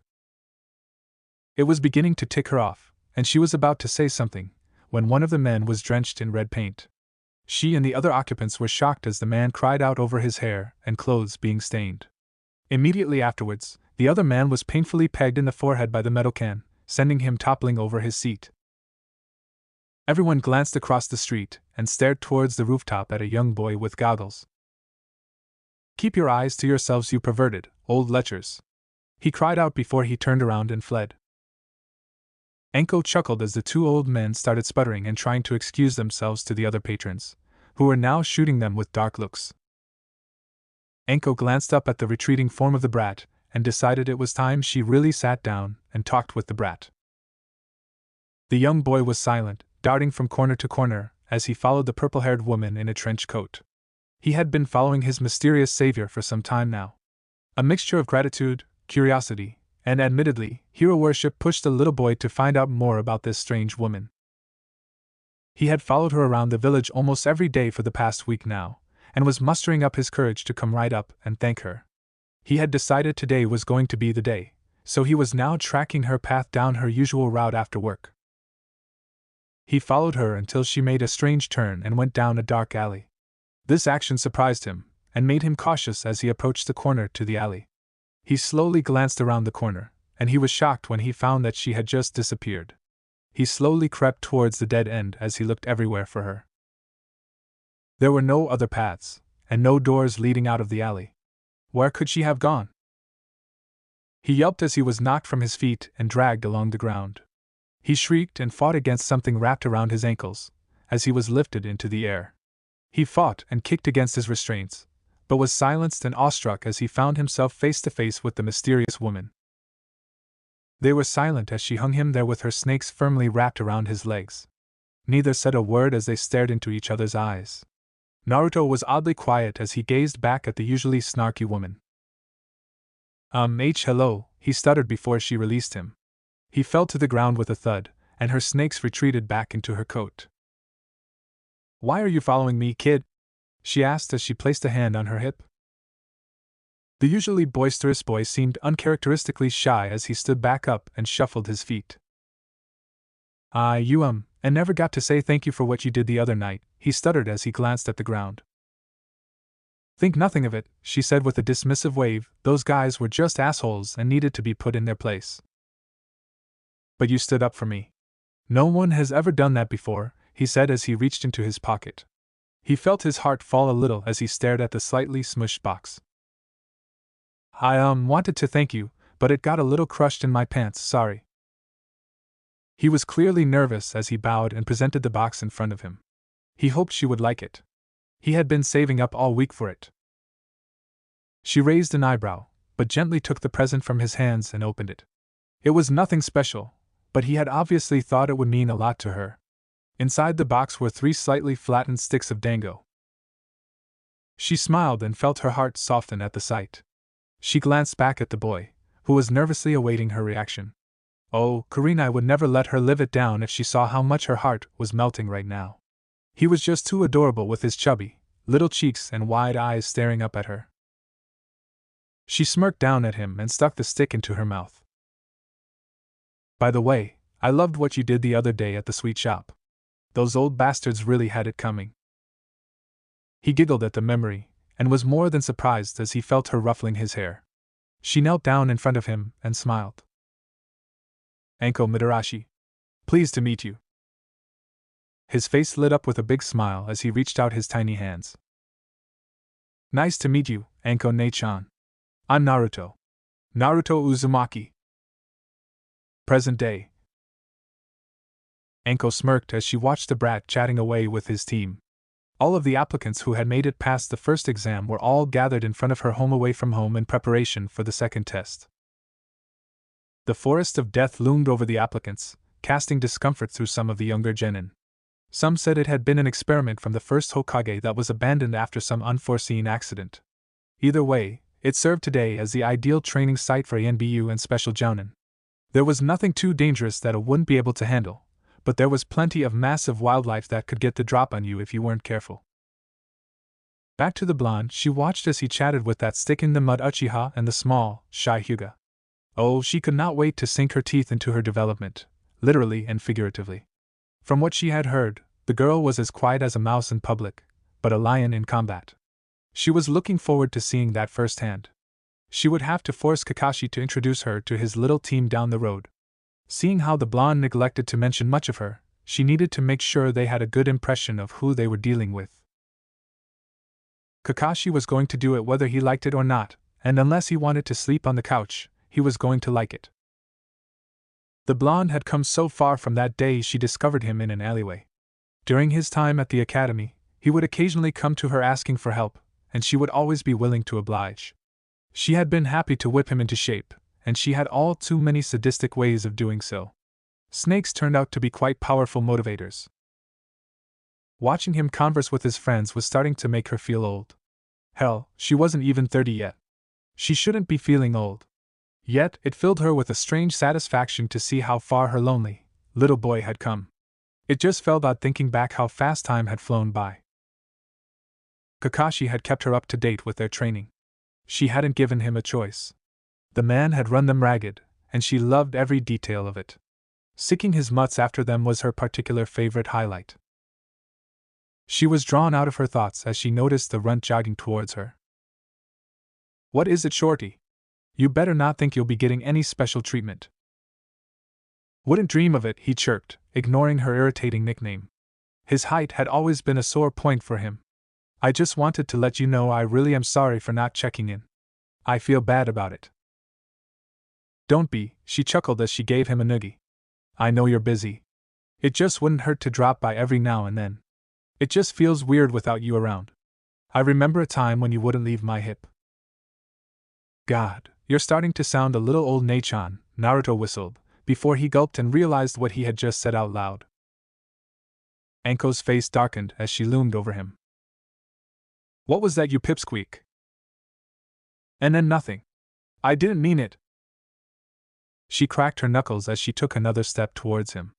"Do I need to give you another lesson in manners?" As Naruto shrieked at the imposing figure, Sasuke and Hinata watched a little off to the side. "They certainly seemed close," Sasuke commented as Anko started chasing down the boy. "I'm just surprised he hasn't mentioned her as much," Hinata said as they watched Anko catch him in a headlock. "I think he did mention a sister during our introductions," Sasuke muttered as he tried to recollect that day. "Either way, I'm not too surprised. Guy has a one-track mind. Besides, he loves those guys at that ramen stand he adores, but he's never chatting away about them." "No," Hinata giggled as she watched Naruto pout from his scolding, "he's been too busy rambling about." Sasuke shook his head. "He's such a dunce."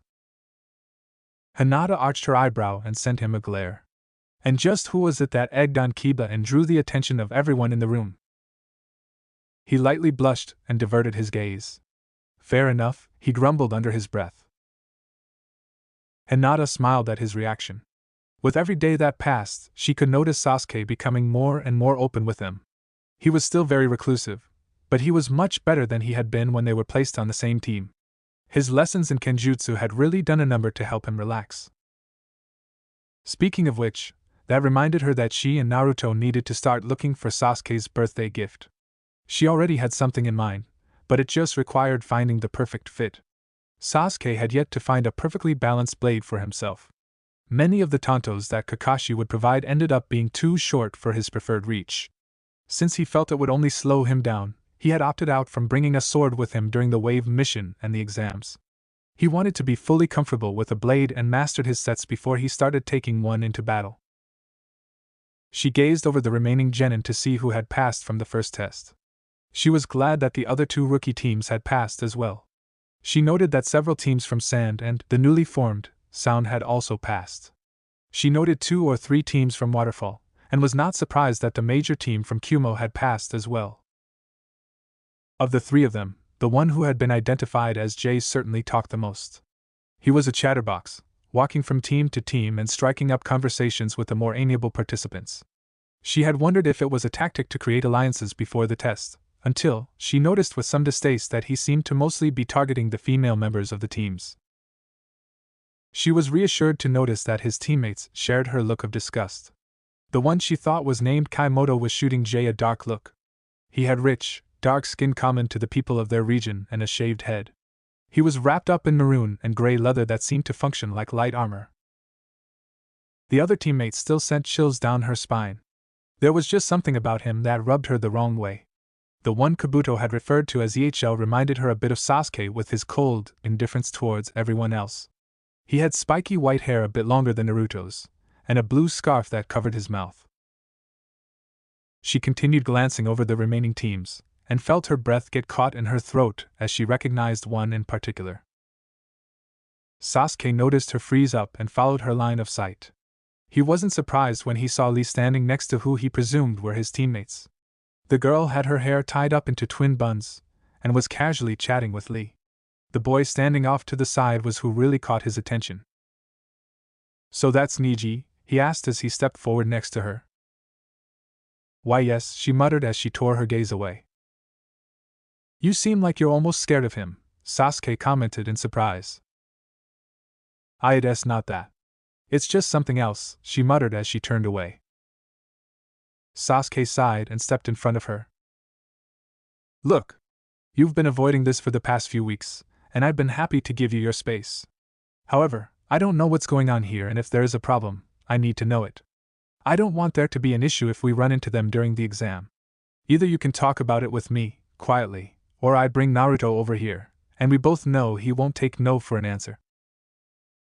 Hinata was silent due to his direct approach as she weighed her options. Eventually, she sighed and said, "Niji and I have a rather difficult relationship." "You've told me, but define difficult." "He never usually comes out and says it, but he finds me too weak to be in the main house. When we spar, he'll be a bit rougher than we both know is necessary. He'll make some offhand comments at times, but I know what he really thinks of me." "So what? And what do you mean by houses?" "The Hyuga is split into two factions, the main house and the branch family. The main house does not exactly treat the branch members with the respect they deserve. They are treated almost like slaves and are forced to do the bidding of those of the main house and protect them with their lives." "Sounds like you don't quite agree with this policy." She shook her head before she continued, "Not at all. I find the practice barbaric and uncalled for. If I manage to become the Hyuga matriarch, I plan on fighting for the removal of such policies." "Then why does he hate you? Sounds to me like he should be supporting you in your quest." She shifted her feet and tapped her fingers together. "He holds a deep grudge that is not exactly unfounded. He fully blames my father for the death of his own, and by extension, he blames me as well." "That's stupid," Sasuke said as he folded his arms, "thinking like that will only eat away at you. No one should hold a grudge like that." Hinata was silent before she looked into his eyes and asked, "Then why are you?" Sasuke was seriously caught off guard by her comment. She ignored his reaction and pressed on. "Naruto might not know the full details of what happened that night, but I do. Niji isn't the only one letting a grudge consume them." Sasuke clenched his teeth as he broke eye contact with her. "That's different." "Is it?" she asked as she drew back to her normal height. "Sasuke-kun, you have certainly been getting better, but you still carry a massive chip on your shoulder that you are unwilling to let go of. You and Niji are more similar than you'd like to admit. There's a big difference between what happened to us." "Maybe, but the end result is the same," she said as she started standing up to him. "You both can get so consumed by anger.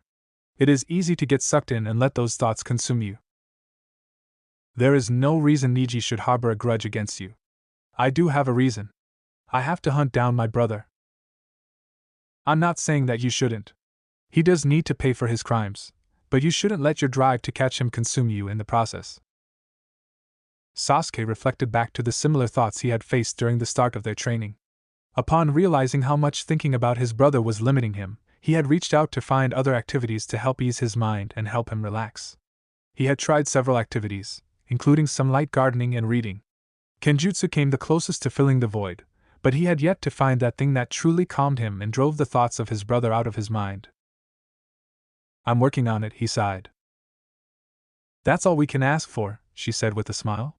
She chuckled before she said, "Now, if we are done with our little therapy session, I believe we have a test to complete." Sasuke chuckled and nodded as they turned back to their blonde teammate, who was saying his final goodbyes to Anko.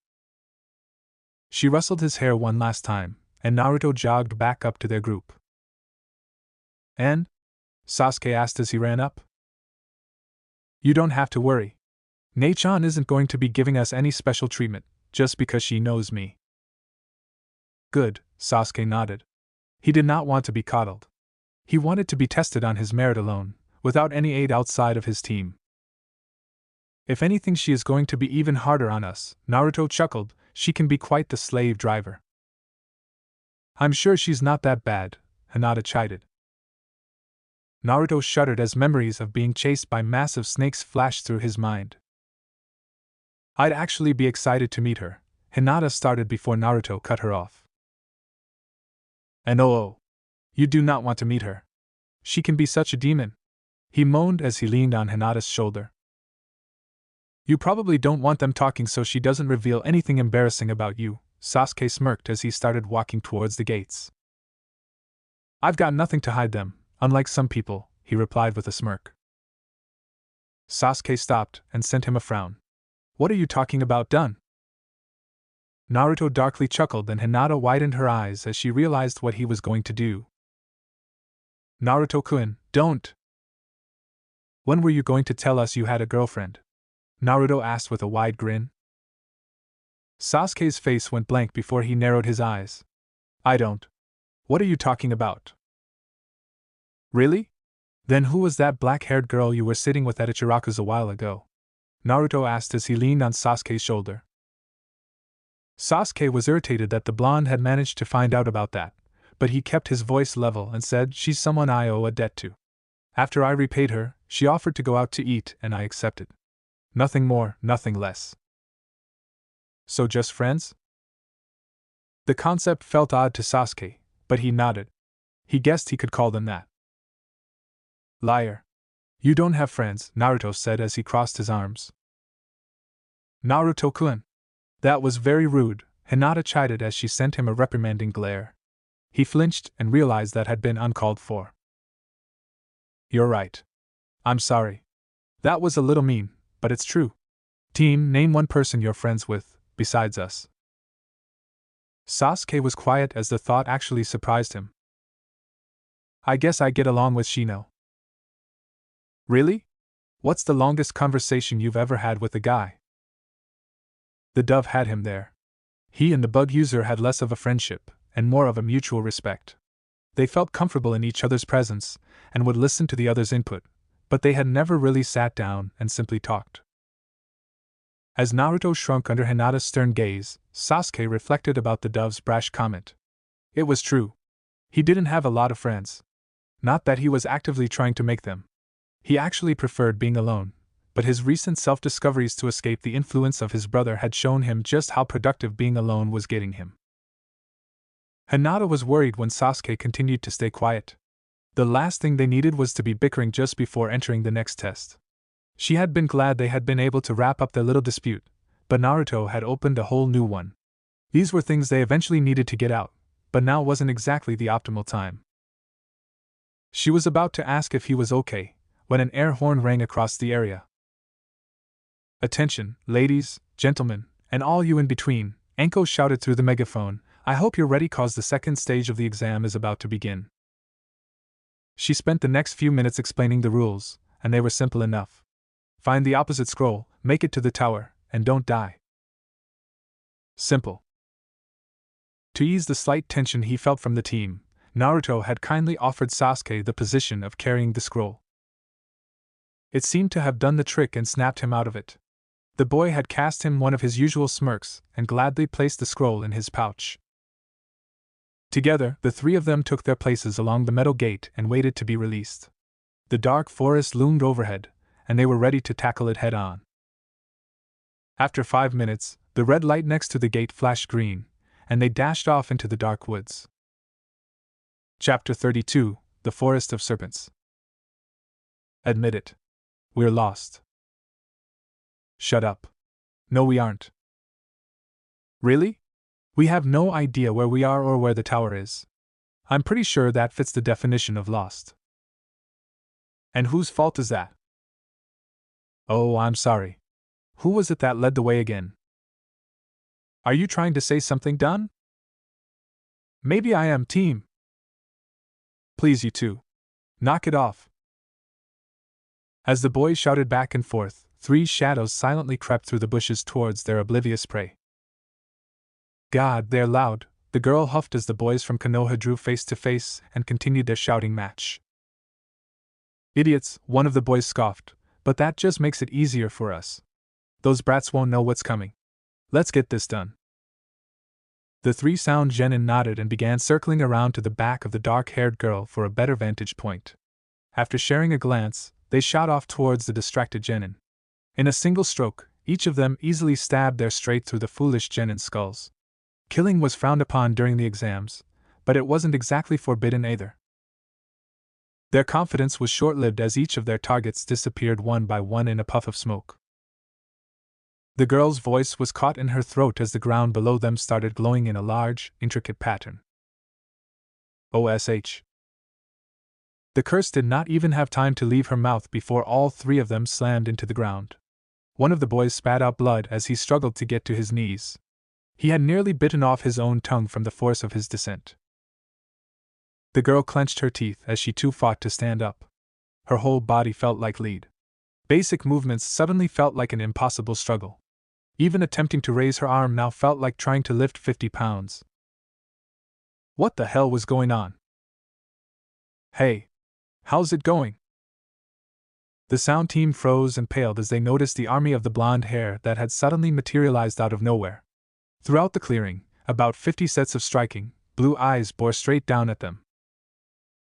The team felt their stomachs twisting into knots as a wry grin split apart on every face bearing down on them. Wonderful day for hunting, they said in unison as they dropped from the trees and descended on the immobile team.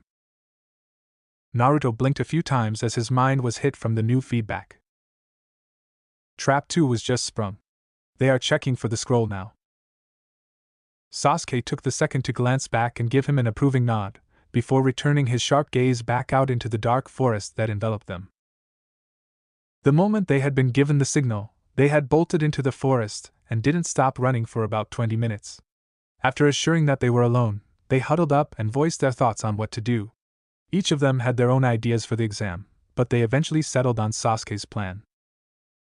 It was quite simple: hole up, plan out several traps, and then send out the blonde's clones to do the dirty work. That way, they could all conserve chakra for any direct confrontation they might face and for whatever the third exam had in store for them. If the clones ran into any danger, they would simply be dispelled and their experience of the attackers would be sent back to Naruto. Although it was his own plan, Sasuke did not feel comfortable just sitting around waiting for the blonde's clones to do all of the work. He was itching for action, but even he knew that these exams weren't simply about proving your strength and skill. They were about demonstrating your mental discipline and ability to prepare and execute a well-thought-out plan.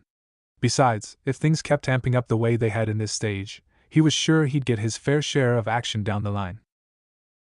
As more feedback came through, Naruto smirked and reopened his eyes. We did it. They have an Earth Scroll, or rather, had an Earth Scroll, he chuckled as he started to stand up.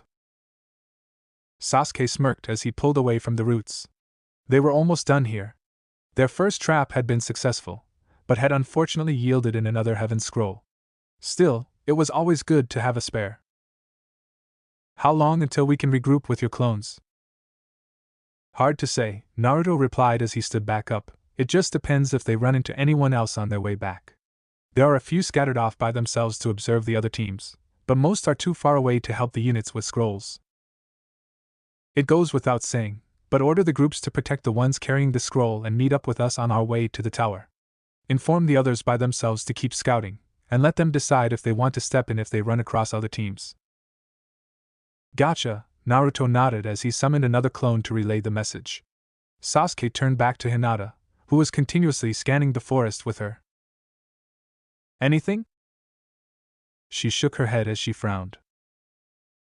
There was a team from San that passed by about 5 minutes ago, but they were never heading in our direction. They just skimmed the tip of my range and left just as quickly as they arrived. Sasuke noticed the displeasure on her face.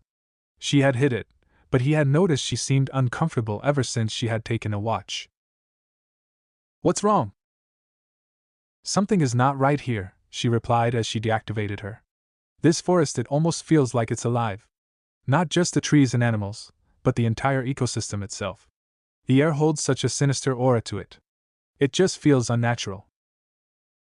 What else? Sasuke frowned. Naruto also began listening into their conversation as his clone dispelled himself to relay the message. When I activate something is blocking the extent of my vision. I can't see further into the forest than I should be able to. Everything eventually just fades into murky shadows the further I look.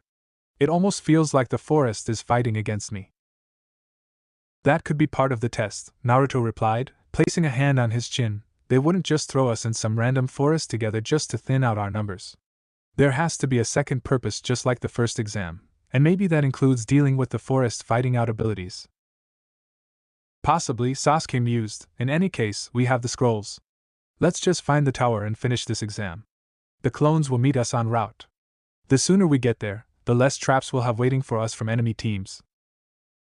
They nodded and one by one slipped out from their little safe haven. As Naruto walked out from the roots, he stumbled as a surge of new memories struck his mind with an almost physical force.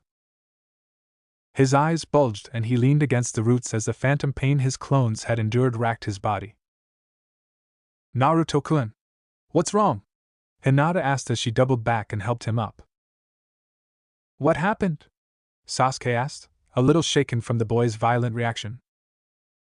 Naruto's eyes widened as more and more feedback came through.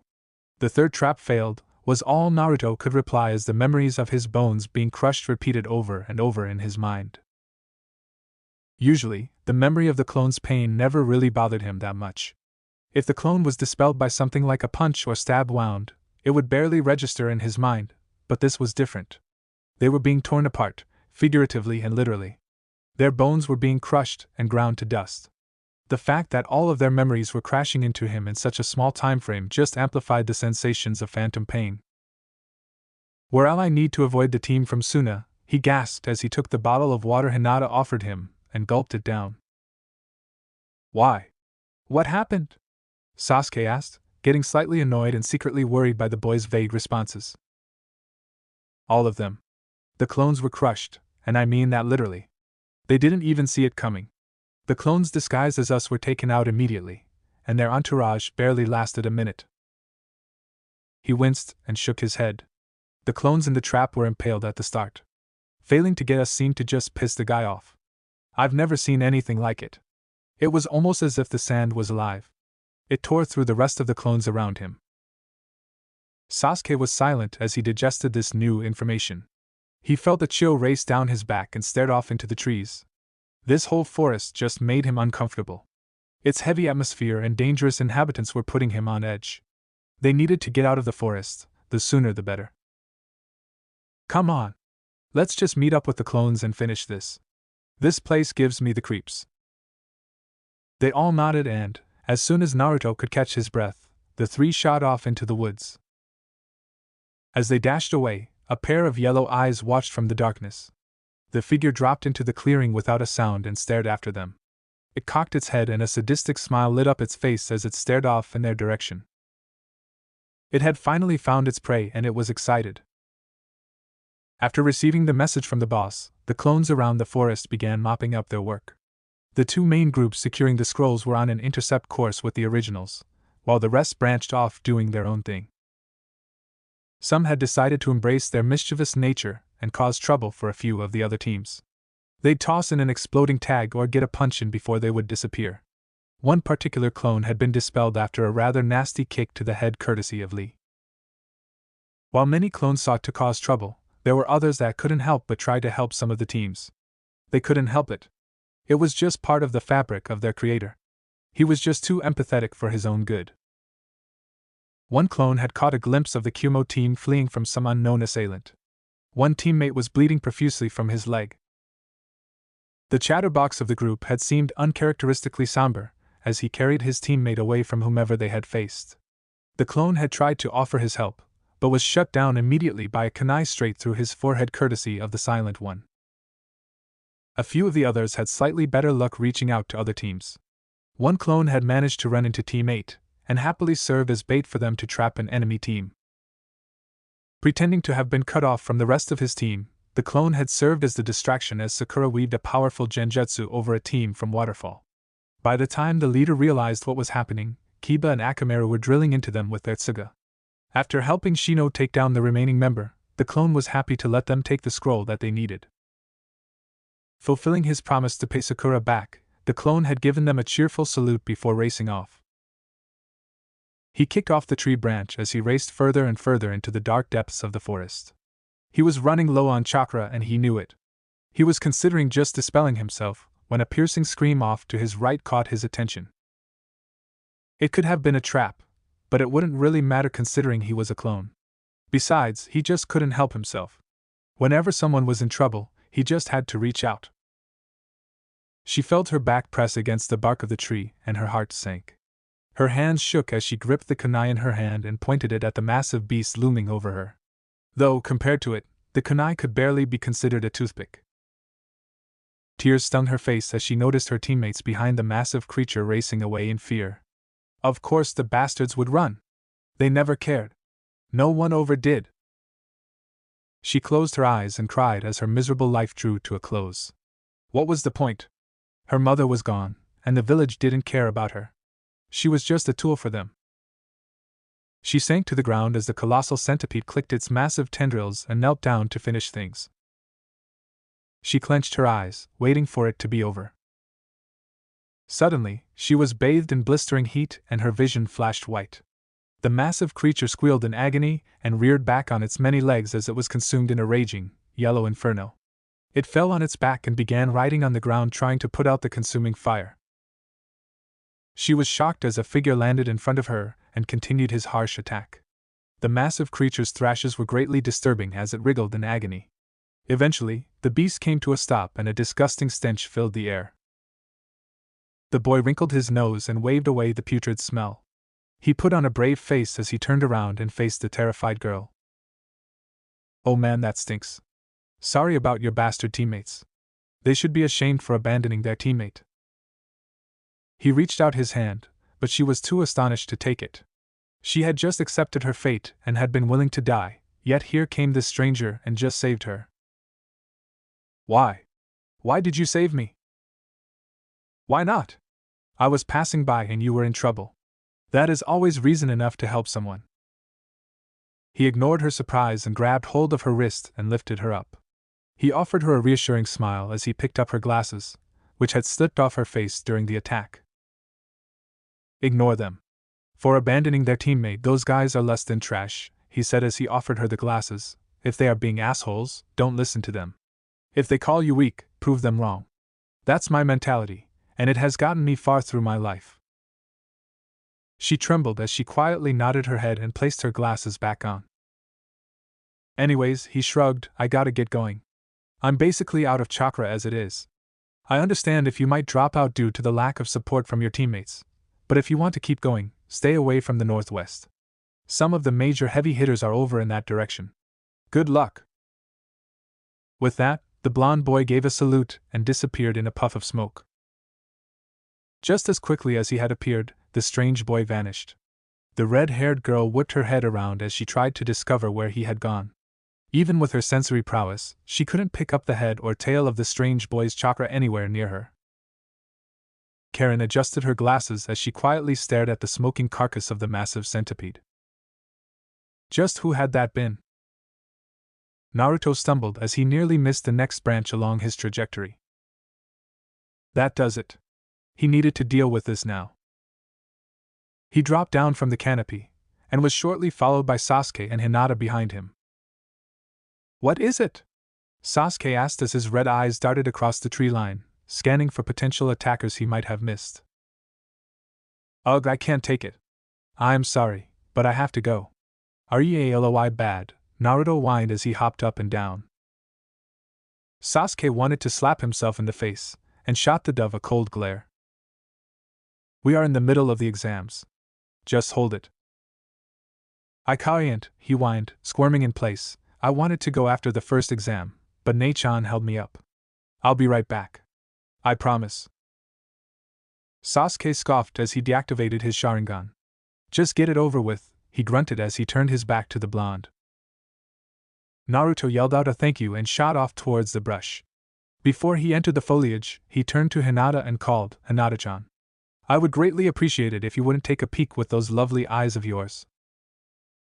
She squeaked louder than she ever had before, and her was shut off in an instant. Sasuke rolled his eyes and sent the chuckling blonde a glare. "Hurry up. We're wasting time." The boy nodded and ran off into the woods to go about his business.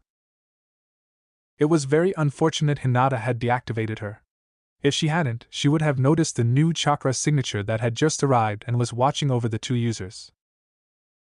The yellow eyes turned away from its main prey and followed the disturbances in the foliage, as the blonde boy ran off into the woods. Far too perfect, the creature smirked and raised its hands to its mouth, before sinking its teeth into its thumbs. It wouldn't do for the brat to teleport his prizes away before he was done playing with them. He would need his own playmates. Aowaha, Naruto sighed as the soothing feeling of relief washed over him. He closed his eyes and let the chilling atmosphere of the forest and exam melt away, as he took the next minute to unwind and finish up his business. He gave himself a little shake and started to zip up his pants, when he finally noticed the discreet sounds of crunching emanating behind him. He got ready to turn around, but froze when something wet brushed against the back of his neck. His spine tingled and he fought to hold his composure, as he slowly turned himself around to come face to face with a giant snake staring straight back at him. He was so surprised he couldn't move. This snakehite was way too big to have been summoned by Nei-chan. Her snakes never got bigger than a horse, at best. This thing was the size of a house, no, multiple houses. He slowly started to step back from the massive creature, but his discreet movement only served to set it off. In a flash, it snapped forward and engulfed him. The snake tilted its head back as it swallowed the young boy whole, before lying back on the ground. After a few seconds, its eyes widened and it started violently flailing on the ground. Its body shook in a frantic frenzy and it bit down into its own hide again and again, attempting to stop whatever was causing it such discomfort. Suddenly, the tail end of the beast exploded as yellow flames shot out from its abdomen. The beast hissed to the sky, and let out something similar to a roar before slamming into the ground. Out from the charred body a figure emerged, who immediately began coughing up a storm. Naruto could only cry out in disgust as he attempted to wipe off the mixture of blood and stomach fluids covering his clothes and hair. His reprieve was short-lived as 3 more massive snakes entered the clearing. "Oh shit," was all he could muster as the snakes reared up and stared down at him. He stared up at the massive serpents, and only smirked. Oh, they were going to pay for getting the drop on him, especially during his private business. He raised his hand up to his face and bit his thumb. Sasuke tapped his foot as he stared off in the direction the blonde had disappeared. This was just getting ridiculous. "He's taking far too long," he muttered under his breath. "Maybe we should go and check on him?" Hinata replied. Despite the situation, Sasuke smirked and sent her a glance. "If you want to check on him with your, then go ahead, but I'm not carrying you if you pass out from seeing something on accident." Her cheeks flared red and she sent him a light jab to the shoulder. She was about to retort, when she noticed someone approaching from the shrubs. "About damn time," Sasuke scoffed as he stared at the approaching mess of blonde hair. "I was beginning to wonder." He was cut off as Hinata grabbed and yanked him behind her. The veins around her eyes burst to life as she glared at the figure before you. "Who are you and what do you want?" she asked in a cold voice. No matter how many times he saw it, Sasuke would never get used to watching Hinata switch from the cutesy, shy princess to the cold, fierce kunoichi. The impersonator paused before a predatory grin crept along his face. It was unsettling to see such a look on the usually jovial boy. My, you Hyuga always impresses. I think that was barely 2 seconds before you saw through my little genjutsu. Brava, Hinata-chan, the figure smirked before its face started to contort into that of a woman slightly older than them. I have been looking forward to this, the woman mused as she gazed at the 2 genin before her. The last Uchiha, the prodigal son of a dead clan and the compassionate Hyuga. The only one chosen by the Hyuga stone ring to reveal its secrets.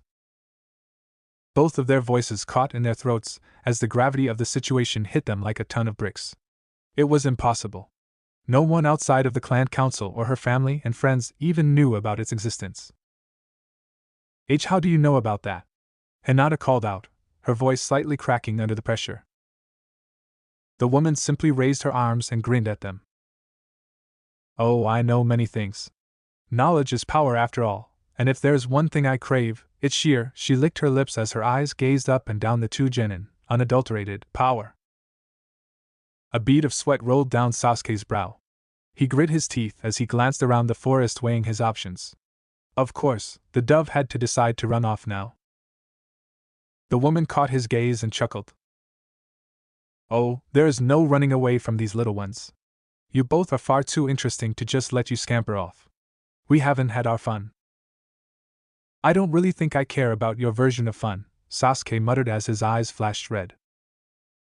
The woman's eyes widened with glee at the sight of the familiar, spinning Tomo. There it is, the attacker thought, internally giggling at the sight. Oh, I think you will be very interested in what I have to say, Sasuke-kun, but that all depends on your performance. If you both live up to my expectations, I may even give you each a little gift. If you don't, well, let's just say I would be horribly disappointed, the woman finished in a pout before another smirk plastered her face. Let's begin. Immediately, their whole world shifted as the atmosphere suddenly became heavier than they could bear. Sasuke could barely breathe as the toxic presence flooded the air. This was just insane. He had felt the full brunt from the demon of the mist, and Zabuza still had nothing on this guy. Hinata collapsed to her knees as the overwhelming negative thoughts resurfaced her darkest fears and memories of the clan. The condescension. The disdain. The disappointment. It all came reeling back from the dark corners she had suppressed. Tears threatened to fall from her face as she struggled to gaze up at the monstrous woman strolling towards them. What the hell was she? Chapter 33, The Mark. Even though his eyes could track the motion of the punch, Sasuke could do nothing as the woman firmly planted her fist into his face, sending him flying back into a tree. Why? Why is it always the face? He internally groaned as he slowly opened his eyes. As his Sharingan registered what was in front of him, his eyes shot open and he ducked from the incoming blow. The wood splintered under the force of the impact, and the woman's fist buried up to her wrist into the trunk. Sasuke caught her backhand strike from her free hand and jumped away as she effortlessly yanked out her other arm. He raced through seals as fast as he could, before letting loose a giant ball of fire at the woman. She merely smirked and raised her arm as a massive brown snake erupted from her sleeve. It opened its wide jaws and simply swallowed the impending fireball whole. Its cheeks puffed from the muffled explosion, and it angrily hissed at him as smoke spewed from the corners of its mouth. Sasuke was shell-shocked as the massive serpent retreated back into the woman's sleeve. He trembled as he took an unconscious step backward. That smug smile grew even larger at the sight of his movement. In the blink of an eye, she shot off towards him once again. He grimaced and reached for his kunai bag, but paused when her overwhelming killing intent slammed into him once again. His split-second hesitation was all she needed to plow another painstaking punch into his gut. Not giving him a moment of reprieve, she swept out her foot and knocked his legs out from under him. As he fell forward, she spun around and slammed her elbow into his back, smacking him into the ground. Oh. TSK Sasuke-kun. I expected much more from Itachi's little brother, the woman taunted as she placed her heel on his back. That particular comment got a rouse out of him, and he sent her a horrid glare, which was accented even more by his glowing, red eyes. She merely chuckled and sent out another wave of killing intent directly at the boy. He shivered and clenched his eyes as the nauseating feelings of fear and bloodlust washed over him again. It was sickening. If you can't overcome this little parlor trick, how do you expect to overcome a man so well versed in illusion? Perhaps you aren't as special as this village seems to claim, the woman mused as she drove her heel further into his back, causing him to cry out in pain. Stop it! A tiny voice cried out behind them. The woman turned her head over her shoulder to glance at Hinata, who was just starting to climb back to her feet. Maybe you will be more entertaining to test, little Hyuga, the woman said and directed her killing intent back at the girl. Immediately, she locked up again and collapsed back to her knees. Her breath came in deep bursts as she tried to overcome the dark shadows creeping up from her mind. She noticed the woman casually strolling over to her now, and desperately tried to stand up. However, she couldn't do it. Her body was just frozen in fear. She desperately tried to form words, but they just got caught in her throat. Now you are intriguing to me as well, Hinata-chan, the woman mused as she stood in front of the kneeling girl, the quietest Hyuga imaginable, yet you somehow unlocked the secrets to that dusty old stone the Hyuga have locked away under their library. Humph, as if that would keep it hidden. Hinata clenched her eyes shut as she tried to block out the woman's words and focus on moving. I had low expectations, but I have to admit that you are disappointing me too. I expected so much more from that emotionally dead clan of yours. They just love to boast about their superior eyes and unbreakable resolve, Yet you can't even break free from something as silly as this, she said as the horrid atmosphere seemed to double in pressure. Tears stung Hinata's eyes again. This woman was just too much for her. She could not fight someone like this. This woman was just in a league all her own. A monster. The woman sighed and raised her hand to her chin as she knelt before the girl. She seemed to be inspecting her over as she said, "Well, if this one won't work, I may just have to try the other. If it's just your eyes that allow you to read that stone, then maybe your sister will have the resolve I'm looking for." Hinata's eyes shot open at this statement, and the harsh atmosphere draining on her disappeared entirely.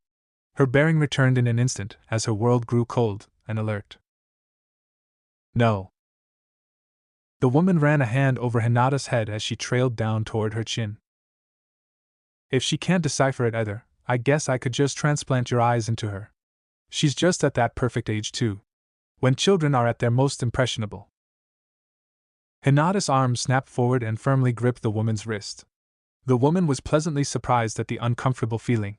Her grin grew even wider as the girl raised her head and sent her a glare that would have sent lesser men quivering. Her was flaring and those veins only accented her ferocious look. The woman twitched as blue flames erupted around the girl's hand and shaped into a set of fangs. Orochimaru gazed in surprise as he felt his chakra rapidly being drained away from him. He smirked and ripped off her hand and kicked away from her. "Good. Let's see this little mouse bare her fangs." Hinata rose up, completely unaffected by the woman's killing intent, and glared at her. She settled into her basic stance and began taking slow, deep breaths. She reflected back to her time in the woods with Kakashi during the wave mission, and let her newly acquired chakra from the woman sweep through her body. She bolted forward in a streak of white, and Orochimaru widened his eyes in surprise. With his superior agility, he was easily able to dodge the incoming blows, but he was impressed by the girl's sheer speed. He backpedaled up the roots of a tree with the girl tearing after him. He ducked under her strike and felt the blue flames trickle over his body, sapping away at his massive reserves. Not enough to really drain him, but it would certainly put a hamper on a genin, or even a for that matter. She sailed overhead and slid up the bark of the tree as she tried to come to a stop. Once she gained a good footing, she shot back down towards the woman. Orochimaru smirked as he jumped off the tree, into the clearing, and skidded along the ground. She bounced after him and lunged at his head. He ducked under the blow and the following two punches, and started backpedaling out of the way of those nasty hands. As the woman dodged yet another strike, Hinata was getting tired of it. She raised through hand signs and shouted, "Suetun, pressure stream." A torrent of water burst from her mouth straight at the woman, whose smile never left her face. The creepy woman raced through her own seals and slammed her hands into the ground, casually saying, "Dotun, mud wall." The earth shot up in front of her, taking the force of the attack. Hinata internally frowned and started manipulating the jutsu. She decreased its radius, making the water and pressure more concentrated. The stream cleanly cut through the stone wall, forcing the woman to dive out of the way. She scampered away from the wall closely tailed by the stream of water, and began racing through another set of signs. Futon, shredding vortex. She crossed her arms in an X pattern and slashed them towards the girl. Immediately, a massive tornado erupted from her palms and shot straight at the girl. The column of wind hit the stream head-on, sending water everywhere. Hinata cancelled the jutsu as the water violently shot off in every direction, slashing into the dirt and trees. The moment she cancelled the jutsu, the funnel of wind puffed away. The woman shot straight through the lingering mist, and was on her in seconds. Hinata ducked under the oncoming strike and let her chakra flow throughout her body once again. She kicked off of the ground and sent a kick to the woman's head, which she dodged. Very clever, Orochimaru chuckled as he sent a kick of his own at the girl, which she managed to slap out of the way. It's impressive for someone your age to know about forcing. You knew it takes quite a toll on your chakra reserves, so you compensated for it earlier by combining it with your little draining technique. It makes you quite fast for a genin, but not quite fast enough. To drive home that point, he whipped out and smacked her in the face, sending her sliding back several feet. She came to a stop and cut off the technique as she glared at him.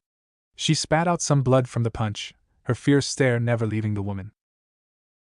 All the while, Sasuke growled as he fought to get to his feet. He was such a coward. Hinata was giving her all out there, and he needed to help her. He slammed his trembling fist into the ground, as fought every instinct he had to stand back up. The mental images of his brother standing over him and taunting him echoed through his mind. If you can't overcome this little parlor trick, how do you expect to overcome a man so well versed in illusion? The woman's voice taunted. Rage coursed throughout his body as he watched the woman slam her fist into Hinata's face. He was tired of it. Tired of being powerless. He was going to help her. He had to help her. He could not lose anyone else. Not the dove, and not her. Orochimaru smirked at the resilient girl before him.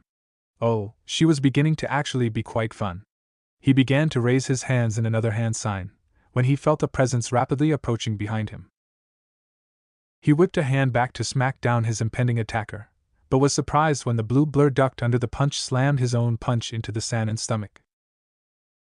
The boy caught his outstretched arm, and used it to twist around and deliver a right kick to the woman's exposed back. Orochimaru grunted as he stumbled forward and yanked his arm free from the boy's grasp. He aimed a punch at the boy's exposed back, but was surprised as the boy twisted around and caught it just in time. The boy twisted around and sent his own punch at the man, and it was caught just as easily. The two stood deadlocked against each other, and the woman's face lit up in a grotesque smile. Orochimaru stared deep into those glorious, red eyes and marveled at the new tomos spinning wildly around the iris. The boy's eyes had evolved. Magnificent. The boy yanked their crossed arms away from each other, pulling the woman closer, and slammed the metal plate on his forehead into her face. As she reeled back, he tore through the new hand signs he had seen the woman performing earlier. Thankfully, his Sharingan had been active. Thanks for the new material, he internally smirked as he crossed his arms in the exact way she had. Futon, shredding vortex! He cried as he slashed forward. Orochimaru was surprised by the call and jumped away from the impending, razor-sharp winds. All the while, Sasuke raced through more hand signs and brought his hands to his mouth. Katan Fireball Jutsu! The ball of fire surged forward and slammed into the roaring funnel. The fire fed off of the raging winds and raced forward with renewed vigor. The woman widened her eyes in shock before she was enveloped in a storm of fire. With his newly improved eyes, Sasuke could see into the raging fire and scowled. Where the woman had been standing was a sinking pile of mud. Sasuke scowled and reached into his bag for a kunai. His eyes detected the explosion of dirt the moment the woman started to spring from the ground and bring down the kunai with renewed force. As stabbed at her, she whipped her arm up, causing the blade to sink into her palm. Seemingly unaffected by the action, the woman's other hand whipped forward and clenched his throat. She chuckled as she lifted him into the air. He let out a hoarse noise as she crushed his windpipe, but never let go of this kunai. Even through the pain, he smirked at her as streaks of electricity danced along his arm. The energy raced through the metal handle into the woman, causing her to drop the boy in surprise. She shouted in pain as electricity raced across her body. Sasuke hopped back as Hinata raced past him and struck the woman square in the chest. She spun around and delivered a kick to her head, before firing off 2 water bullets point blank, sending the woman flying back into a tree. The two genin panted as they took what little time they had to catch their breath.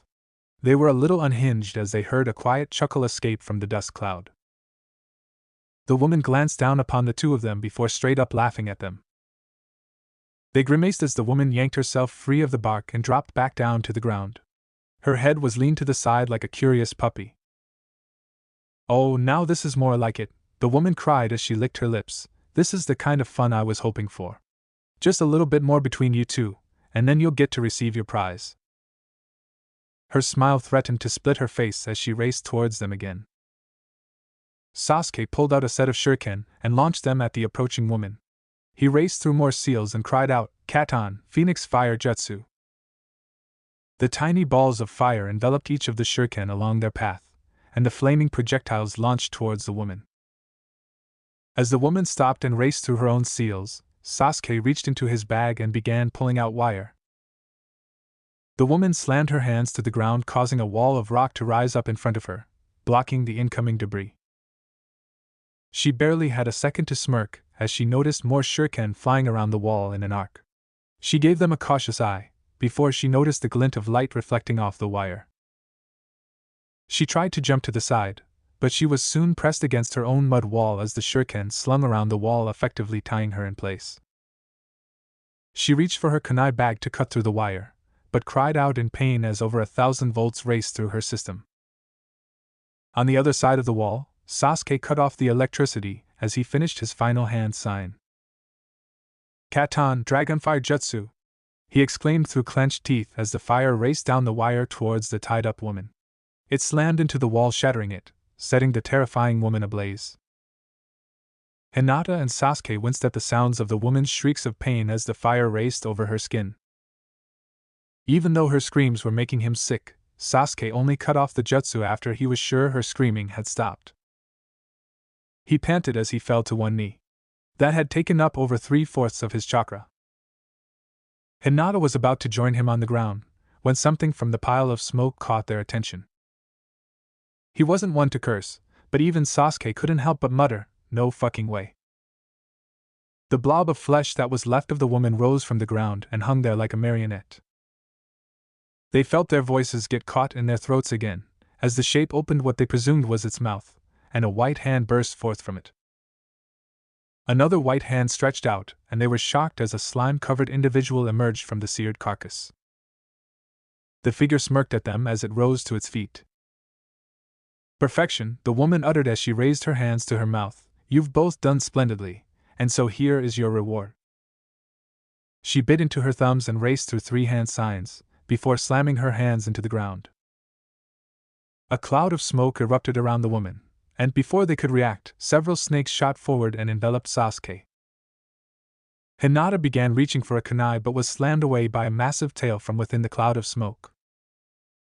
"Please wait for your turn, Hinata-chan. This requires some delicacy," the woman called from the top of the massive serpent's head. Hinata winced at her massive bruise as she flipped through the air. Fighting through the pain, she caught hold of a branch and swung over it into a crouching position before turning back and staring down at the massive snake looming over Sasuke. Things were getting out of control, even more than before. She desperately needed help. Orochimaru glanced at the girl in the trees to make sure she wouldn't be causing any more trouble, but his eyes widened in genuine surprise as he noticed her biting into her thumb. "No! She cannot be allowed to summon!" Hinata raced through the 3 hand seals and raised her hand over her head.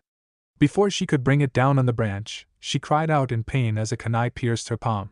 As she cradled her hand, Orochimaru appeared and slammed her towards the trunk. Ignoring her cries of pain, he grabbed the handle of the kunai, still embedded in her palm, and nailed her hand to the tree. Tears stung her face as she screamed in pain.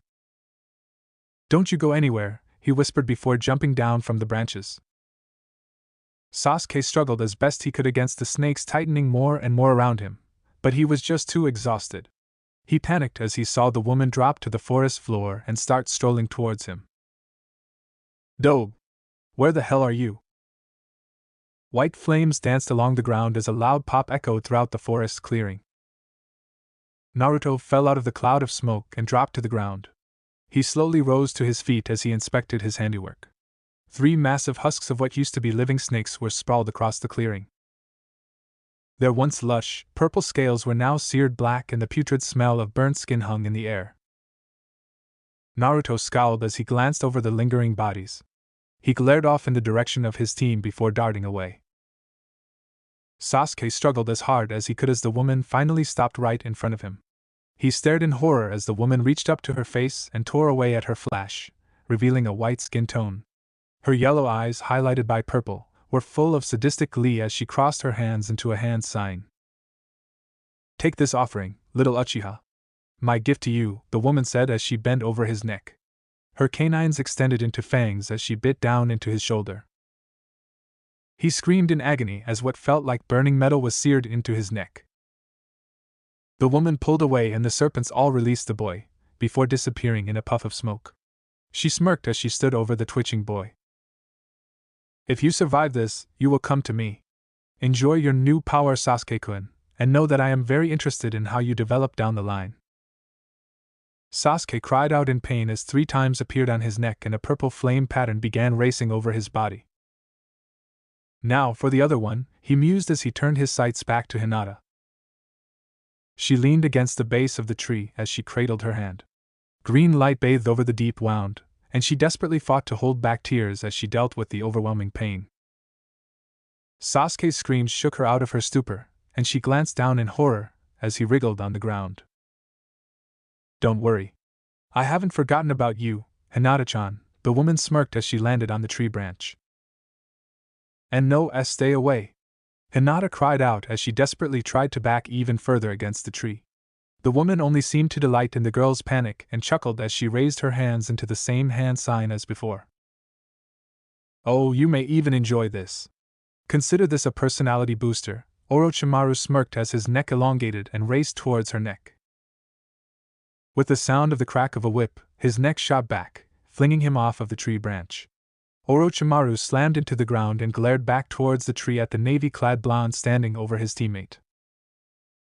Piercing blue eyes that he had been on the opposite end of once before, bore down on him in silent rage. He was surprised when several clones burst from the underbrush and covered his remaining serpent summon. They slammed their hands down on his scales in unison, screaming, "Katon, Wrath's Inferno!" The snake let out what seemed like a roar as fire burst from their hands and pierced through its hide all across its body. As the serpent slammed into the ground with a thud, a clone dropped down from the canopy and scooped up Sasuke in his arms. The original gently picked up Hinata in his arms, and the two disappeared in a yellow flash of light. Orochimaru was silent as he retracted his neck back to its normal size. He absent-mindedly rubbed his jaw as he glanced around the clearing.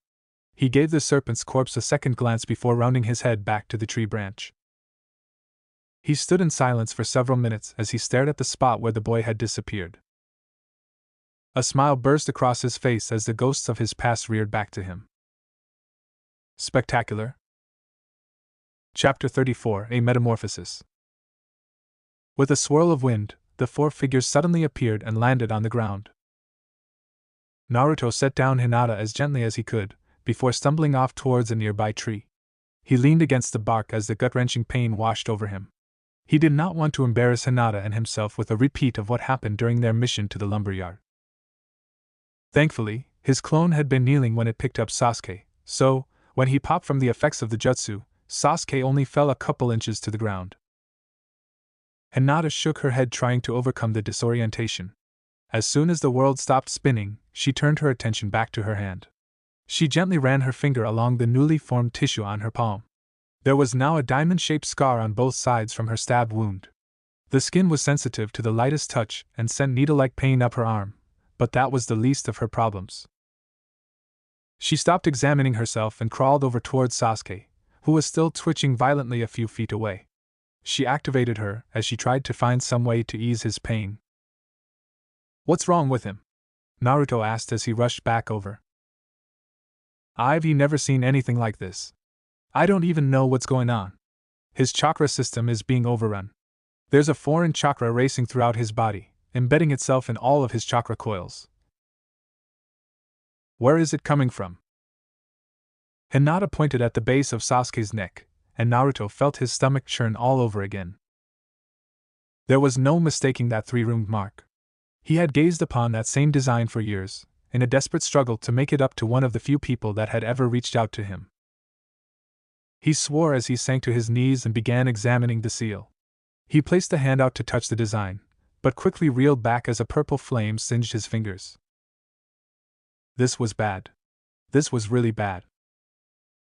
For someone who considered himself well versed in seals, he was really limited in what he could do here. During his time studying Anko's seal, he had frustratingly made no progress in finding a way to remove it. He had, however, developed a new curse sealing method that functioned even better than the one she already had. A problem with the curse seal was that it was always beckoning its host to use its power. It would eat away at the mind, urging the host to give in and tap into its chakra. Its beckoning would dramatically increase under situations of extreme stress or anger. The evil curse suppression seal served to limit its presence from the mind, but the curse seal would still rise up if the host were under strenuous circumstances. Naruto's version of the seal corrected that error. The seal blocked out the callings of the seal even when the user was under stress. However, the host could still draw on the power of the seal if they so desired, and the more they used its power, the more it would warp their mind. Even he couldn't undo the damage once it had been done. Hinata began rummaging through her pouch for her medical supplies, but took the time to shoot Naruto a concerned look. "Are you okay, Naruto-kun? You were gone for an awfully long time. We were growing worried before that man showed up." "I am fine," he muttered as he continued to glare at the seal. "A few snakes held me up." She was silent as he failed to elaborate any further. He was just too entrenched in his thoughts. She glanced down and felt her heart sinking further as she watched Sasuke twitch in his sleep. "Is there anything you can do?" Hinata asked as she watched the boy intently stare at the pulsating seal. He growled as he shook his head. "I have the tools, but there is not enough space or time right now. I have no idea how to remove this thing, and the curse suppression seal I have in mind would take way too long to apply, especially with the exams still going on. If we didn't have the other teams potentially breathing down our necks, I could probably have this thing done in 4, maybe 3 hours." He shook his head as his fist clenched the grass. "I can't place an ordinary chakra suppression seal around it either. All that would do is create a buildup of chakra at the base of his neck. The pressure would keep growing and growing until it overcame the seal, and I don't know what kind of damage that would do to his system." Hinata bit her lip and pulled out a handkerchief. "Isn't there anything we can do?" she asked as she dabbed the sweat away from Sasuke's forehead. Naruto grit his teeth, and he shook his head. "Damn it!" he cried as he punched the ground, causing Hinata to flinch from his outburst. She grew more concerned as he let out a weak chuckle.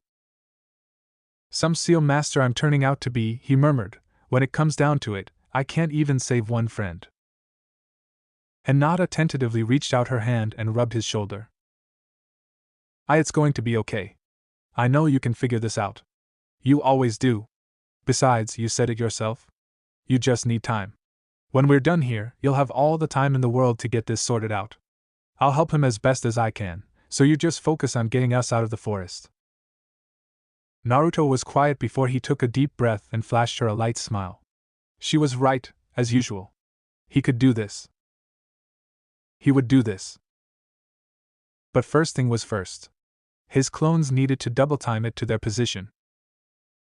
The sooner they made it to the tower, the better.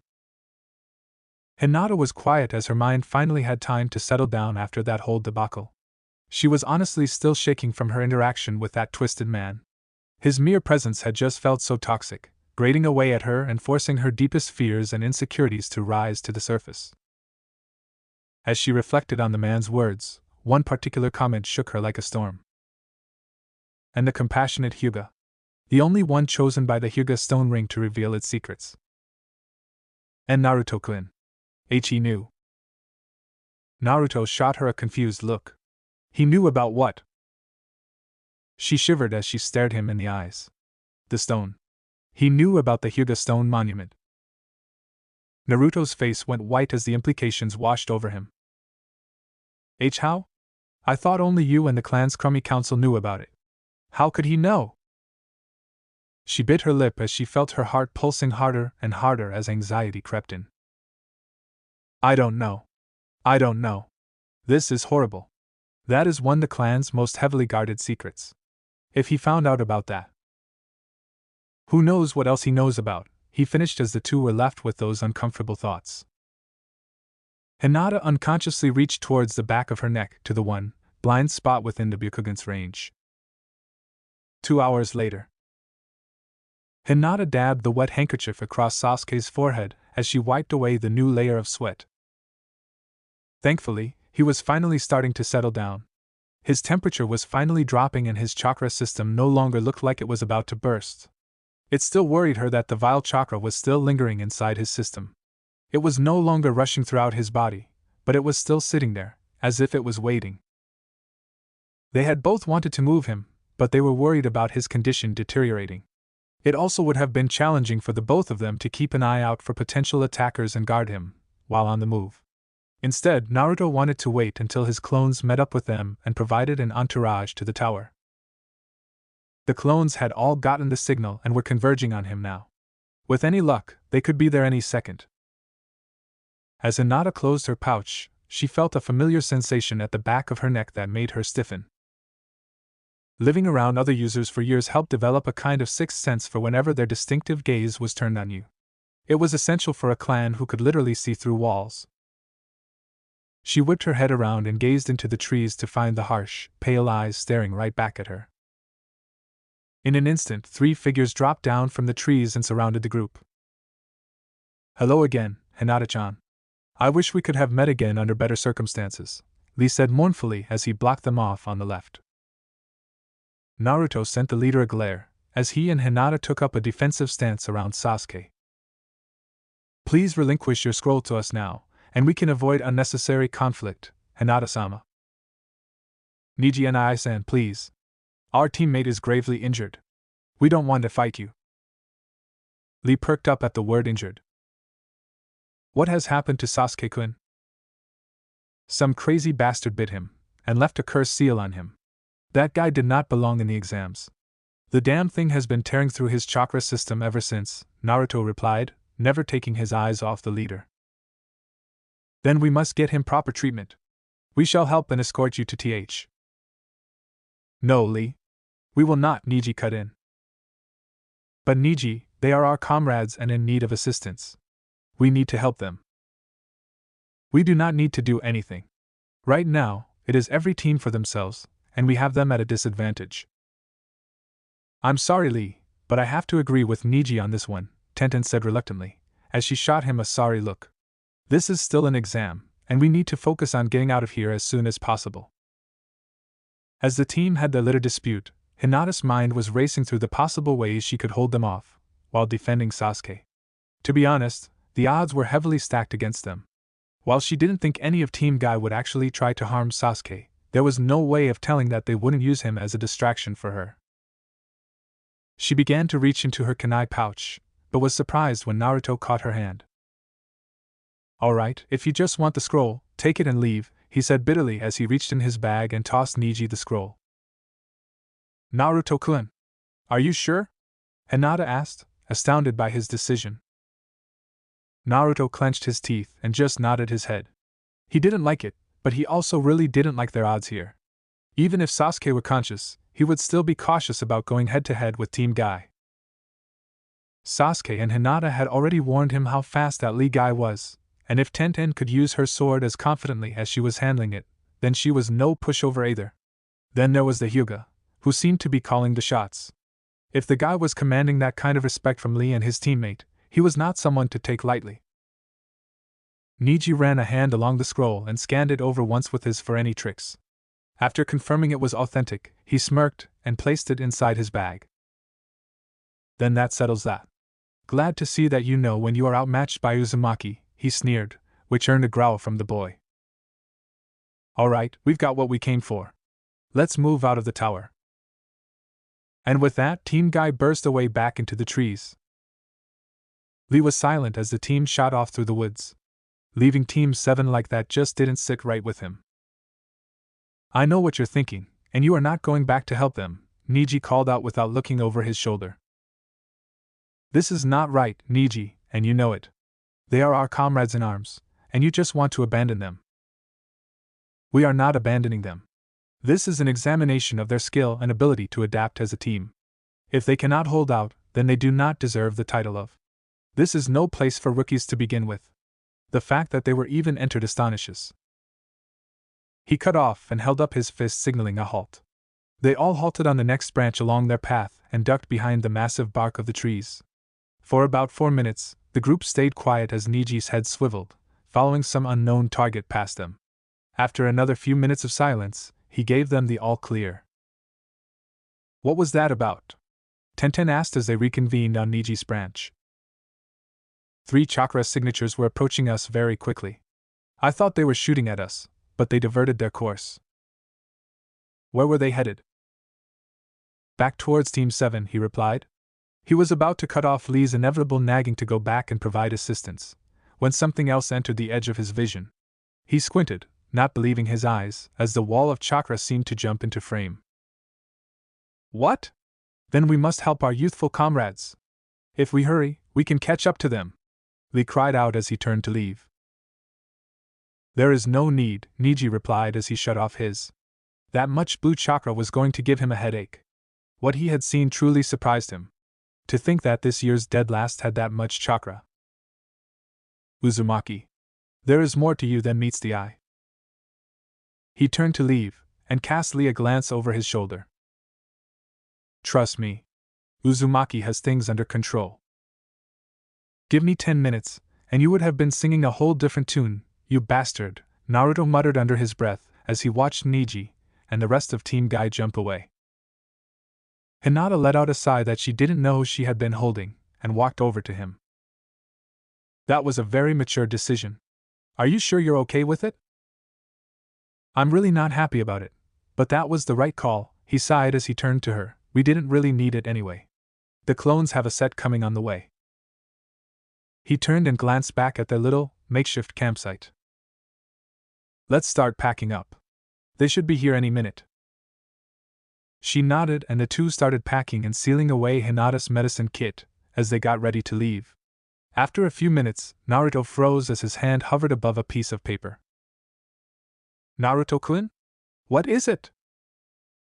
I believe we have company again, he muttered and turned towards the underbrush. Knowing they'd been found out, 3 figures sauntered out of the bushes to stare down the 2 genin. I'm intrigued. How did you notice our presence? The bandaged one in the middle called out. Your smell. That carpet you're carrying on your back reeks of mud, sweat, and dried blood, Naruto replied in disgust. The boy simply chuckled as the other 2 simply sneered. Why did every enemy team have to be assholes? Listen up, Naruto called out. If you're here for a scroll, don't bother. We don't have one. Ours was already taken. And just why should we believe you? Dosa replied. Besides, we aren't here for the scroll. This put Naruto and Hinata on edge as the boy turned his gaze to the sleeping boy behind them. You see, we've been instructed to eliminate him. Since we're feeling sporting, I'll give you this one chance to walk away. No. I am going to give you this one chance, Naruto curtly replied, surprising Hinata. Naruto was always so upbeat and energetic that it was uncomfortable to see him so angry yet calm. Dosa was also surprised when he noticed the boy's pupils shift into slits. His blue eyes were like ice, cold and unnervingly calm. You're threatening my friend, and I'm really not in the mood to deal with you right now, so I'm going to say this only one more time. Back off. The girl of the group, who did not notice the change, scoffed as she palmed some saban from her wrists and stepped forward. Oh, we are so intimidated by short stuff. I can't wait to see you and that Hyuga bitch screaming on the G. Naruto shot off faster than she could react and slammed his fist into her gut. As her eyes widened, he grabbed the sides of her head and slammed it into his knee. Blood splattered from her nose as she stumbled back, screaming in pain. Not giving her a reprieve, he spun and smashed his heel into her ribs, sending her flying to the side. Zaku was the first to respond. He growled as he threw up his hands and shouted, decapitating airwaves. Razor-sharp wind blasted out of the tubes in his arms and raced towards Naruto, who easily jumped out of the way. Zaku aimed at the blonde midair and fired 2 more shots, which were intercepted by a pair of water bullets. Hinata dashed through the shower of water and began engaging him up close. Kin clutched her face as she slowly rose from the ground, desperately trying to ignore the ringing pain in her head. Dosa landed in front of her and kept an eye on Zaku's fight with the Hyuga girl. You alright? God damn it. I think that fucker broke my nose. Dosa turned around to comment, but was astonished as Naruto reappeared behind him and shot a kick towards his back. He managed to jump away, but the blonde twisted around and slammed another fist into Kin's face. I didn't now, he coldly replied as he grabbed hold of her arm and twisted it behind her back. Despite the pain, Kin felt something change, and suddenly she slammed into the ground under some invisible, immense weight. Dosa remained cautious and eyed the black mark along her arm, as Naruto stood back up. Seals. Troublesome things, he thought as he reevaluated the smaller boy in front of him. I told you, I am not in the mood for games. I won't allow you to just threaten my friends. Dosa scowled as he raised his metal gauntlet and took up a defensive stance. Stay still, you stupid bitch! Zaku screamed as he backpedaled away and shot off another blast of wind at the girl. Hinata ducked under the razor-sharp wind and grabbed hold of his arm. Her hand danced up his right arm, leaving dark welts in its wake. Zaku slashed at her with a kunai in his free hand, forcing her to jump back. He raised his right arm and attempted to blast her away, but was surprised when nothing happened. What the hell? What have you? He was cut off as she slipped through his guard and slammed her open palm into his chest, knocking him back several feet. He fell to one knee as he clutched his chest. He was about to curse her out, when he choked on his own breath. He sent her a terrible glare, as he tried as hard as he could to simply take in a suitable gulp of air. She had hit him in his left lung, which was going to make it very hard for him to breathe, let alone fight. She turned to check on Sasuke, but stopped as she heard an ear-piercing scream from Naruto. She whipped around and found him on the ground cradling his ears. Blood was seeping through his fingers as he clutched his head. Dosa stood over him with his metal gauntlet, setting off wave after wave of concussive sound waves. He smirked at the boy's misery, but his eyes widened as he noticed 2 water bullets flying towards him. He jumped away as the Hyuga girl landed in front of the blonde with a kunai drawn. Naruto clenched his teeth as he tried to stumble to his feet. It honestly felt like 2 spikes were being drilled into his ears and clashing against each other in the middle. He placed a hand on Hinata's shoulder to steady himself, before glaring at Dosa. He was surprised as Hinata waved his hand in front of his face to get his attention. He could see her lips moving, but noticed he wasn't hearing anything other than a loud high-pitched squeal. "Naruto-kun, are you okay?" she repeated as she glanced back at him. She was beginning to grow worried. He shot her a confused look, as the boy across from them started laughing. "Sorry, sweetheart, but he's going to have some trouble hearing for a while. It happens when your eardrums are blown out," he smirked as raised up his metal gauntlet. She was about to respond, when Naruto cried out and grabbed his ears. He grit his teeth and growled, as a strange sensation washed through his head and into his ears. "God damn it, that really hurt," he muttered as he tentatively poked a finger into his ear. "Naruto, be careful. You don't want to injure the eardrum any more than it already is," she said instinctively as she grabbed his arm.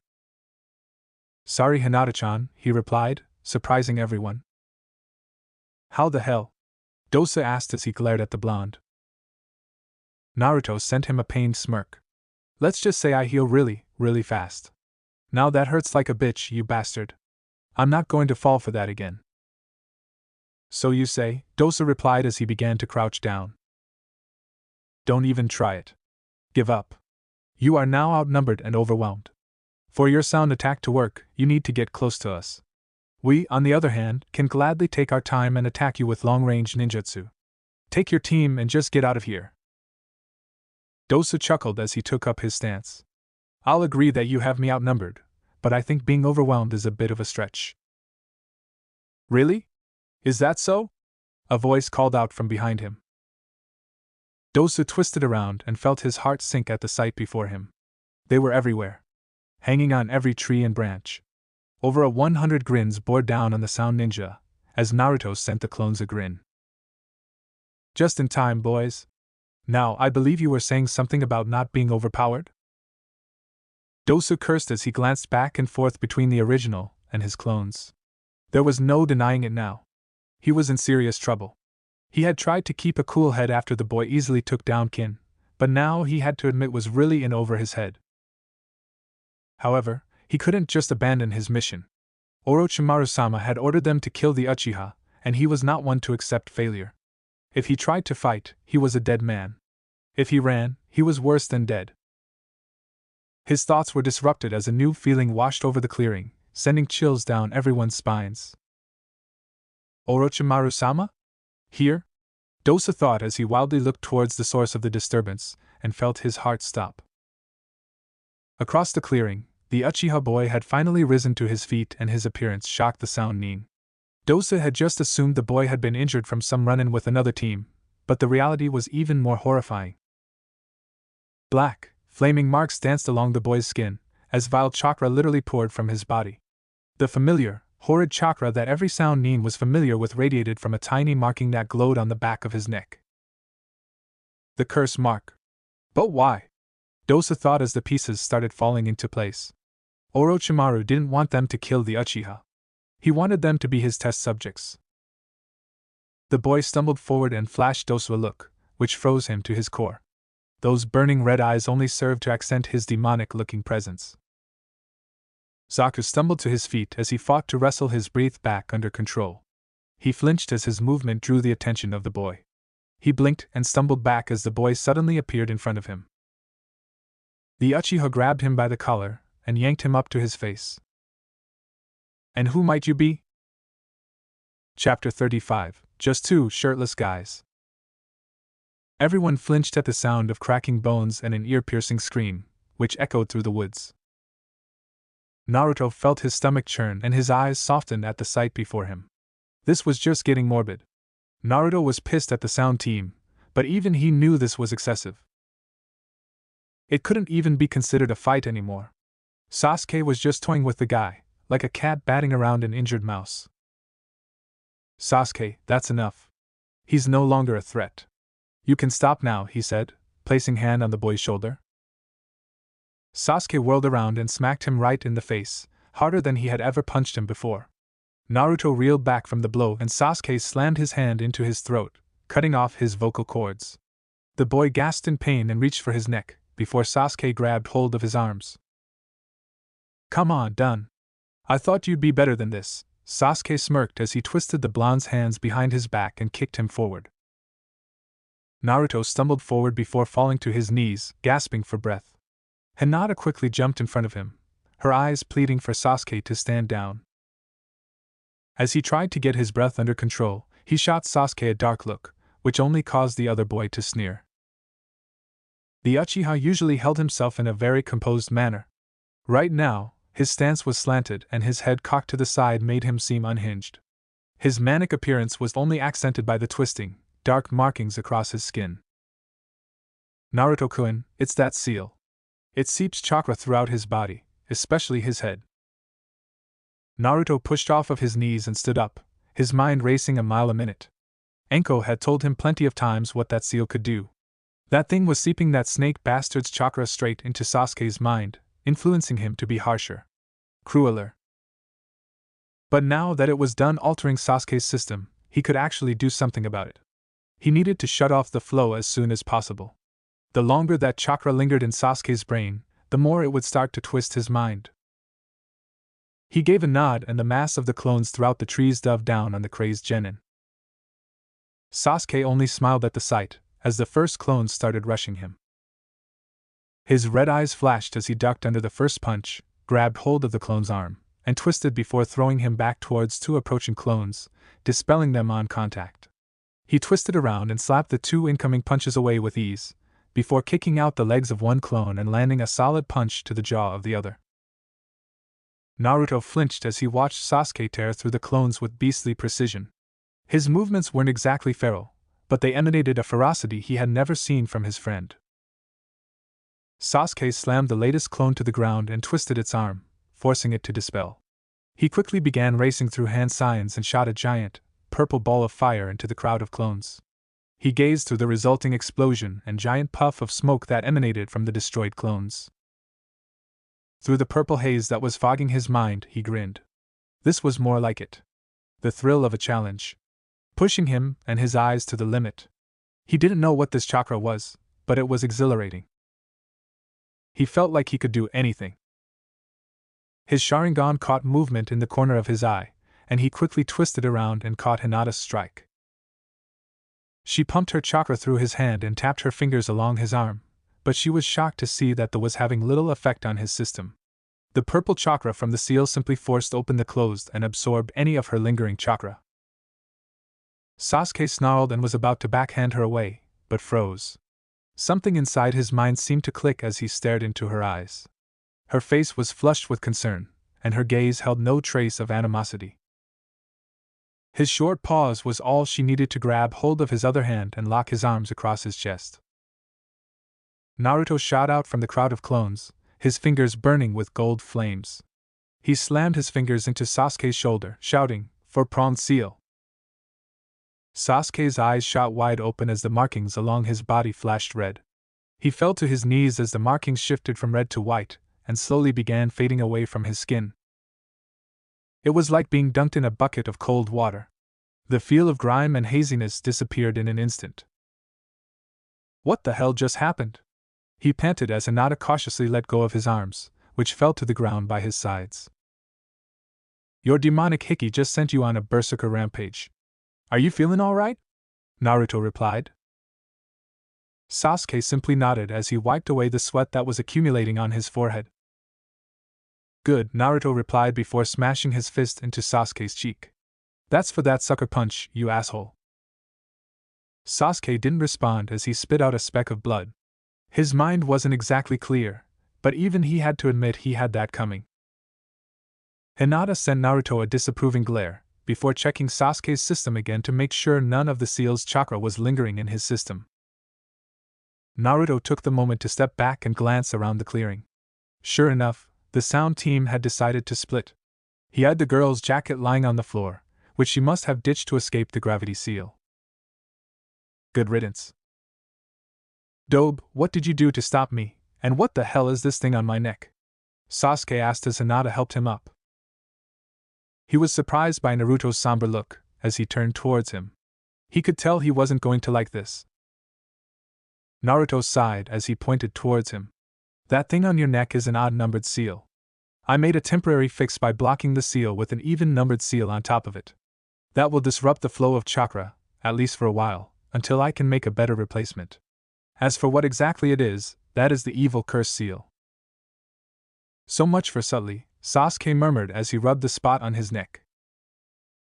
That thing is no joke, Sasuke, Naruto cut in. It's dangerous. He said before growling and turning away. He ran a hand through his hair, as he clenched his teeth. Just spit it out and tell me already, Sasuke called, already sure he wasn't going to like the answer. I don't know how to get rid of it, okay? Naruto cried out as he turned around. I just don't. That's fine. We'll just get someone who... No, Sasuke. You don't understand. No one knows how to remove it. Not Jiraiya-sensei, not even Gigi. He felt as if he had been slapped in the face. Not even the Hokage or the village's seal master knew how to remove this thing. Just what the hell was it? Hinata glanced back and forth between the two, unsure what she could do in this situation. Sasuke-kun, We'll deal with it later, he cut her off as he pushed off her shoulder and steadied himself. Sasuke-kun, you need to rest. We don't know exactly what. Let's just get out here and get to the tower. At least there I can get some answers in peace. But Sasuke. No! Hinata was about to speak up, but kept her comment to herself. She slightly scowled at him, but nodded in understanding. Sasuke turned to Naruto and asked, Your clones still have the scrolls, correct? The ones you didn't turn to smoke, yes, he replied curtly as two hidden clones jumped down from the trees. One handed the scroll to Naruto, while the other offered it to Sasuke, who shook his head. He glanced at Hinata and said, Give it to her? I'm in no condition to protect it. She didn't openly acknowledge his gesture, but her scowl did soften ever so slightly. Sasuke internally sighed as he tried to hold himself up. He was on shaky ground here and he knew it. His anger had gotten the better of him, and he had lashed out. Again. Things just could never go smoothly. He turned to Naruto and said, You're leading? Let's just get the hell out of this forest. The Hokage wanted to sigh, but he was noticing this was becoming a pattern for this team. Things were just growing more somber and somber every time they stood in front of him. They were in the makeshift control center on the top floor of the tower. As soon as Team 7 had arrived, Irika had shuffled them straight to the Hokage's temporary accommodations. Hinata stood next to Kakashi and Anko was hovering over Naruto's shoulder with a grim look on her face. Her own interaction with the head left her a little shaken, and the cuts and bruises along her body made it easy to understand why. Sasuke stood shirtless with his back to the professor, facing his teammates. He simply glared at the ground and refused to meet their gaze. The Sandaime could literally feel the tension in the air. His teammates were a little bitter, but he could still see the traces of absolute concern clearly across their faces. They would overcome this. All friendships had their hurdles, but overcoming them was what strengthened them indefinitely. Turning back to the matter at hand, he scowled as he ran a wrinkly finger across the dark tattoo etched on the boy's neck. Even now, others were still paying for his mistake. He had allowed Orochimaru to get this far, and here was another example of others suffering the consequences. He patted the boy on the shoulder and told him he could put his shirt back on. He glanced over to Naruto and asked, "And what do you make of this?" Naruto would usually be humbled for being asked his professional opinion on a matter, but he was still a little somber. "I haven't gotten to take an in-depth look at it, but I'd probably guess that Orochimaru team has made some adjustments since the seal I've seen." Enko raised her arm to her own shoulder and scowled. "I can start placing my version of the curse suppression seal as soon as I get the space. I just need a room cleared out and some privacy for a few hours. After that, he'll be as good as he's going to be." The Hokage took out his pipe and took a few puffs before responding. He needed to take the edge off. "I take it you still haven't made much progress on your other example, then?" Naruto glanced behind him, and Enko gave him a nod. "It's okay to tell them. He needs to know he's not the only one." Naruto nodded and replied, "I'm still working on finding a way to remove Neichan's seal. That thing is just so damn packed with code that it's hard to get to the center of it all. Orochimaru is no seal master, but he's certainly done his homework in the art. As much as it pisses me off to say it, Sasuke getting marked could actually help me find something new. If I can find the base pattern between the two, deep within the seal, then maybe I can find a new lead for removing it." "Good.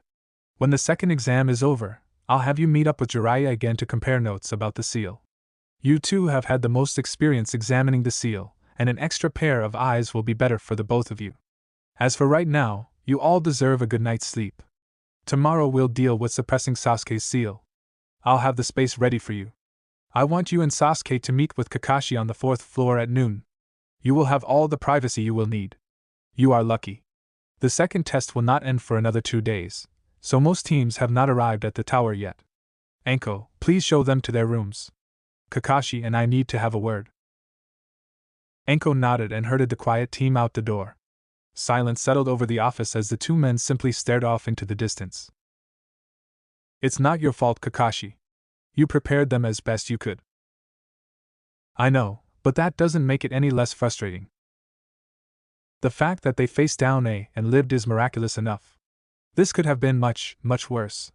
Thankfully, Naruto-kun was able to save Hinata from a similar fate."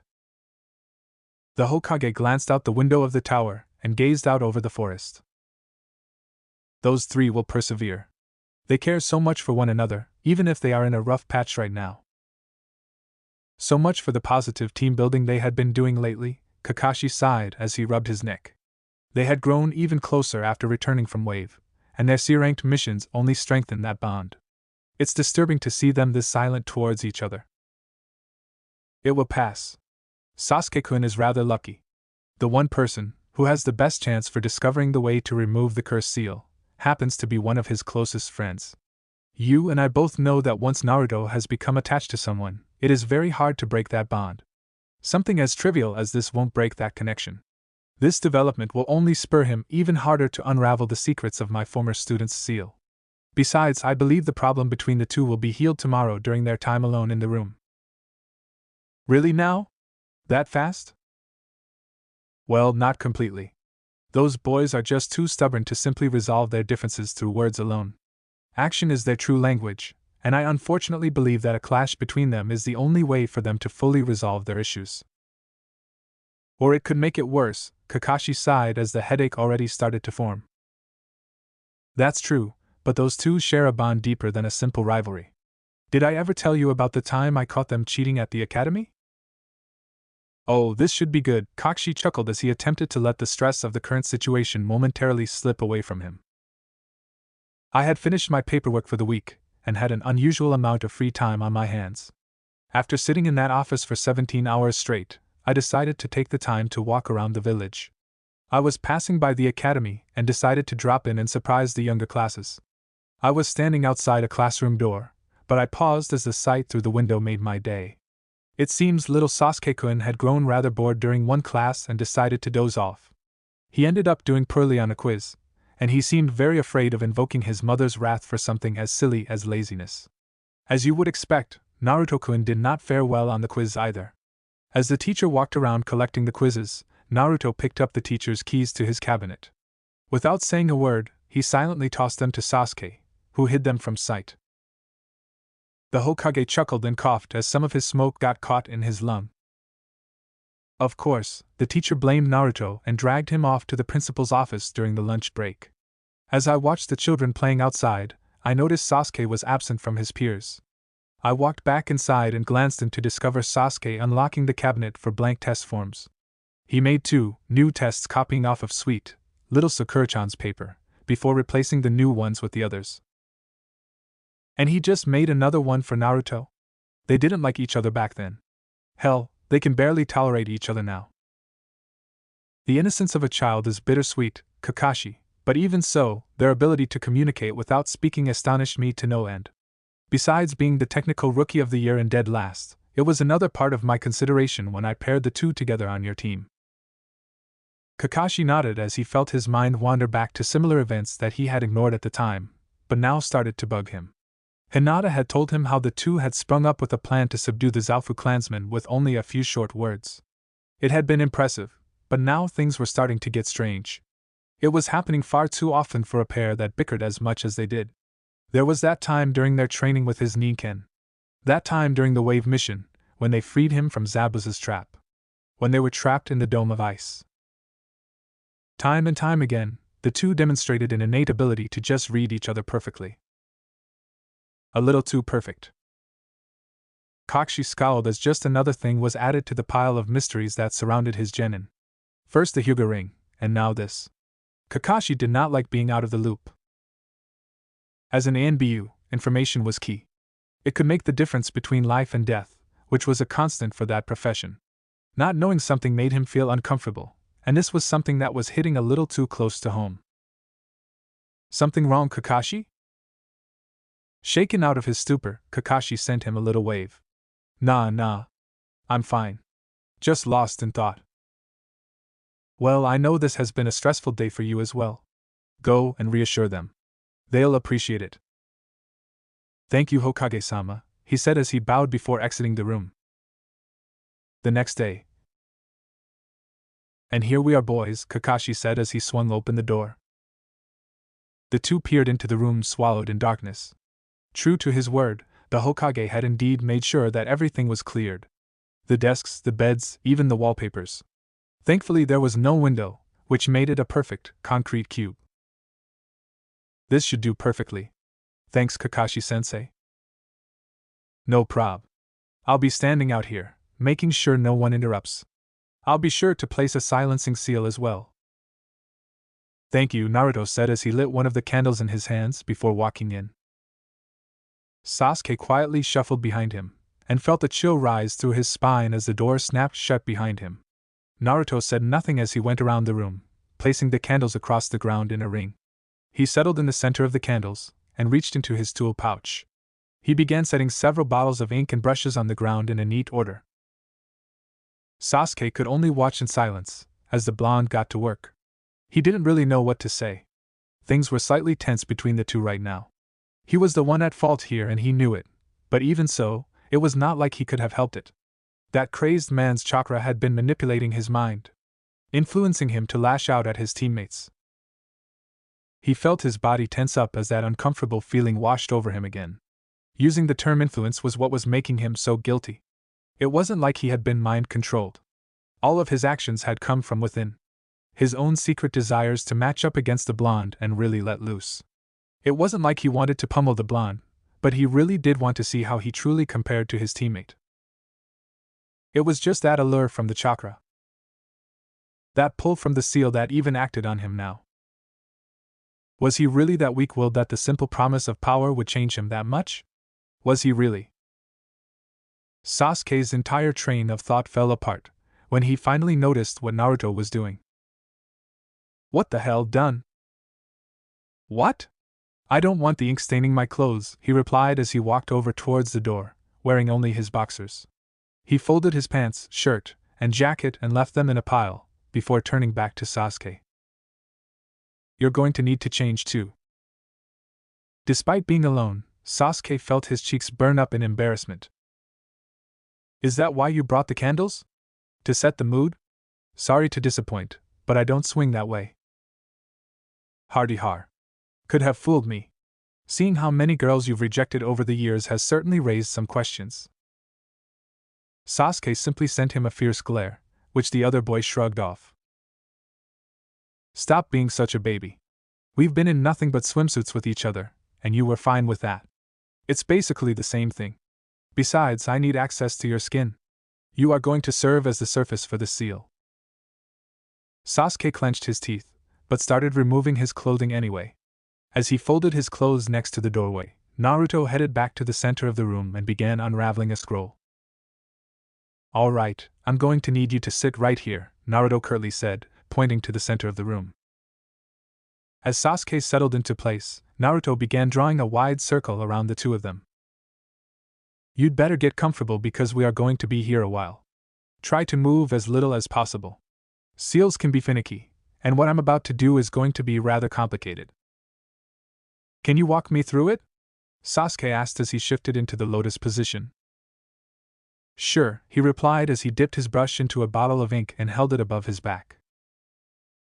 Now this might be a little cold, but try not to move.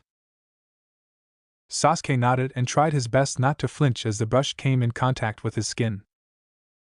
What I'm doing is preparing the outline to connect with the circle around you, which will connect to the walls. Because. Let me finish. This version of the seal I developed is really complicated and incredibly long. It's honestly the largest seal I've ever developed. Lift your arm, please. Naruto ran his brush along Sasuke's ribcage, down his leg, and into the floor, where it went out to connect with the ring. As I was saying, a lot of seals have parts hidden within other kanji. They fold in on each other once the seal has been activated. During the creation process, I need a lot of space to draw all of the seals necessary. They are going to stretch along the walls, and maybe the ceiling if I run out of space. At the end of it all of the seals are going to connect with each other and recede into a figure around the cursed seal. What's it going to do? It's going to actively suppress all attempts from the seal from influencing you to use its power. The problem with the older version was that its effectiveness weakened when the subject was placed under stress or anger. My seal corrects that problem. However, I can't shut out the seal entirely. Until I find a way to remove it, the option to use it will always be there in your mind. You can willingly choose to use it, but every time you do, more and more of that bastard's chakra will seep into your brain and begin to affect you even when you aren't using the seal. Sasuke simply nodded in silence, as the blonde boy got to work. Over an hour passed before either of them would speak again. Naruto was currently off to Sasuke's right, transcribing on the wall, when Sasuke spoke up. Thank you for doing this. Naruto glanced back at him. The boy still sat frozen still, with his head facing the ground. He turned back to his work and replied. It's no problem. It's the least I can do for my teammate. He was quiet for a minute before he stopped his brush. You may be insufferable at times, but you're still my friend. I'm not just going to sit by and let some perverted old man get away with assaulting you. He heard a chuckle behind him. Can we not refer to it that way? We could, Naruto replied as he dipped his brush into the ink and made a giant arc across the wall, extending over his head, but it wouldn't be as entertaining. I think adding a little humor to the situation will help lighten the mood. Sasuke was silent for another minute before he responded again. I'm sorry for how I lashed out at you in the forest. Naruto paused his stroke, but kept his back to him. I was just so overwhelmed. The power, the rush. I just got lost in it, and then you showed up. And your first instinct was to smack me in the face? Naruto asked, as he turned around. No. Well, I guess yes, but... Why? His interruption surprised Sasuke, and he turned to look him in the eyes. Why would your first instinct be to attack me? I'm pretty sure I was lashing out at everyone. Not Hinata-chan. You took one look at her and froze. You didn't seem to want to attack her, he replied in a curt tone as his gaze started to sharpen. Sasuke was surprised by this realization. Maybe it was just that she had always served as the mediator between the two. She was never one to push violence, but instead acted as the voice of reason. He would always be the first to defend her ability as a kunoichi, but, even in his subconscious, he never pictured her as a fighter. She was always the middle ground that served to balance the two of them. As he bounced these ideas in his head, he also noted the sharp, steel tone Naruto had when regarding Hinata. He shook these thoughts out of his head, as he glanced back at him. I can understand why you lashed out at the sound guy because he attacked you, but you lashed out at me at first sight. I want to know why. Sasuke was silent as he tossed the question around in his mind. I guess it was because that deep down, I want to see how much I measure up to you. This answer caught Naruto off guard.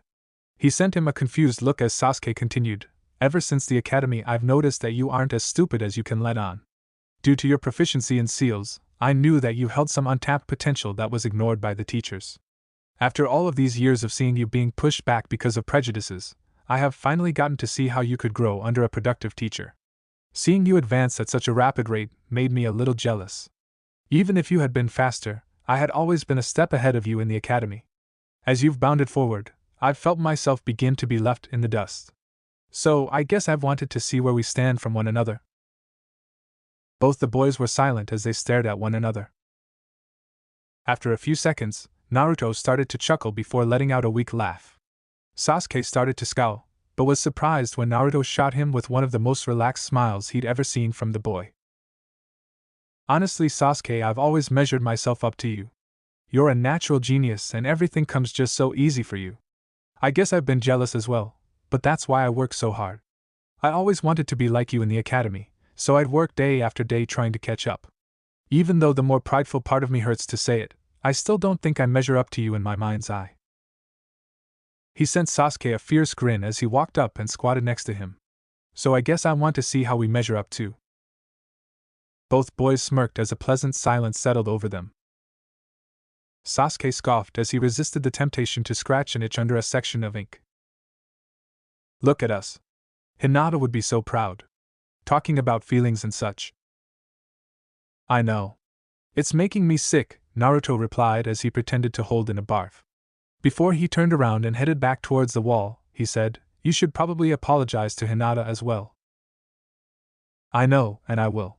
However, I can't until we're finished with this stupid room. How much longer will this take anyway? Oh, I don't know, Naruto mused as he gazed around the room. Probably about 2 hours. Sasuke groaned as he settled back into his motionless stance, as Naruto chuckled and continued his work along the walls. His legs were starting to cramp again, and he didn't know how much of this he could take. And we are done. Naruto smiled and carefully lifted the paintbrush away from Sasuke's neck and admired his work. Overall, it had taken him 4 hours to complete the seal. He had decided to take it slow and make sure everything was perfect before signing the final mark, which had taken up 30 minutes of time. He walked over to the door and reached into his kunai pouch. After taking out a kunai, he jogged back over and offered him the handle. Now, this next part is going to really hurt. So you'd better start preparing yourself. How bad are we talking here? Sasuke asked as Naruto walked back behind him. To put it in perspective, it's going to feel like a hot iron press is being rammed into your shoulder. It is going to sting and burn like crazy, but the moment the process is over, the pain will vanish. Now, how long it will take will depend on how painful you want it to be. Care to elaborate? The faster I have the seal recede into its shrunken form, the more painful it will be. The slower I compress it, the less pain you will feel. Which do you suggest? Sasuke asked as he gripped the handle. Honestly? Treat it like a band-aid, and just get it over with. When I applied it to Neichan, we first opted for the slower option, but it was too slow and the pain was still harsh. It would have taken us just as long to compress the seal as it took to apply it, if we worked at the minimal pain threshold. Fine. Then just do it as fast as you can and get it over with, Sasuke replied as he stuck the kunai's leather handle between his teeth. Alright. Now this process is going to take about 2 minutes, and it is going to be agonizing the entire time. No matter what happens, try your best not to move. The seal link may already be set up, but I don't want you to smudge some of the kanji during the process. Are you ready?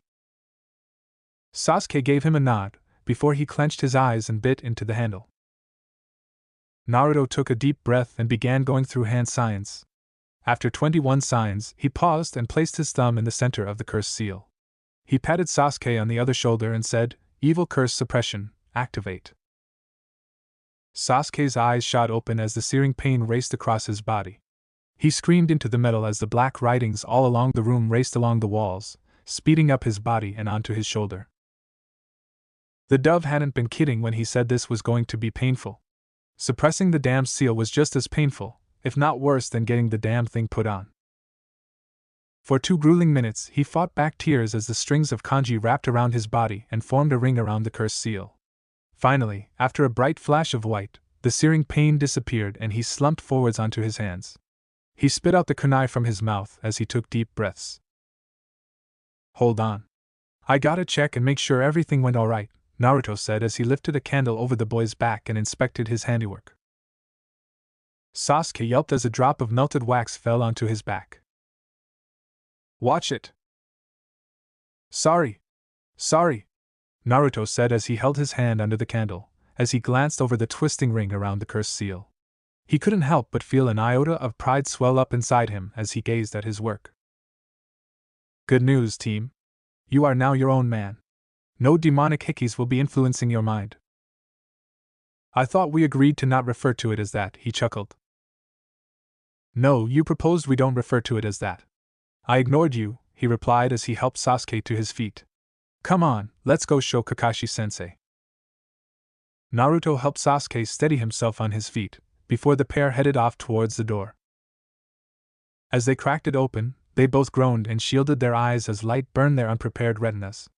After blinking several times and adjusting to the light, they recognized the forms of Hinata and Kakashi staring at them. Well? Kakashi asked. Naruto gave him a cheeky smile and spun Sasuke around. See for yourself. Kakashi smiled as he gazed down at the design.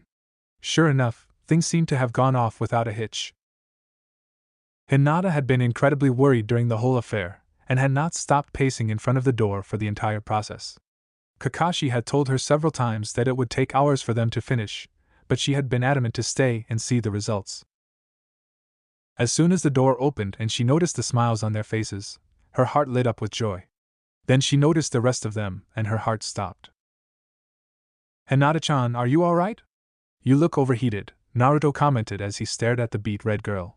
Steam almost seemed to be coming out of her ears, due to the almost naked boys in front of her. She's fine. I think she's just surprised by the show you're giving her, Kakashi chuckled as he steadied her back in case she fainted again. She had gotten rather good at stopping herself, but there were always a few times that fell between the cracks. What are you talking about? Sasuke asked as he rubbed his sore shoulder. Kakashi just gazes them a glance up and down, causing them to realize their lack of attire. The two turned red as well, and bolted back into the room to preserve what little dignity they had left. Thanks for watching, Shinobi Squad.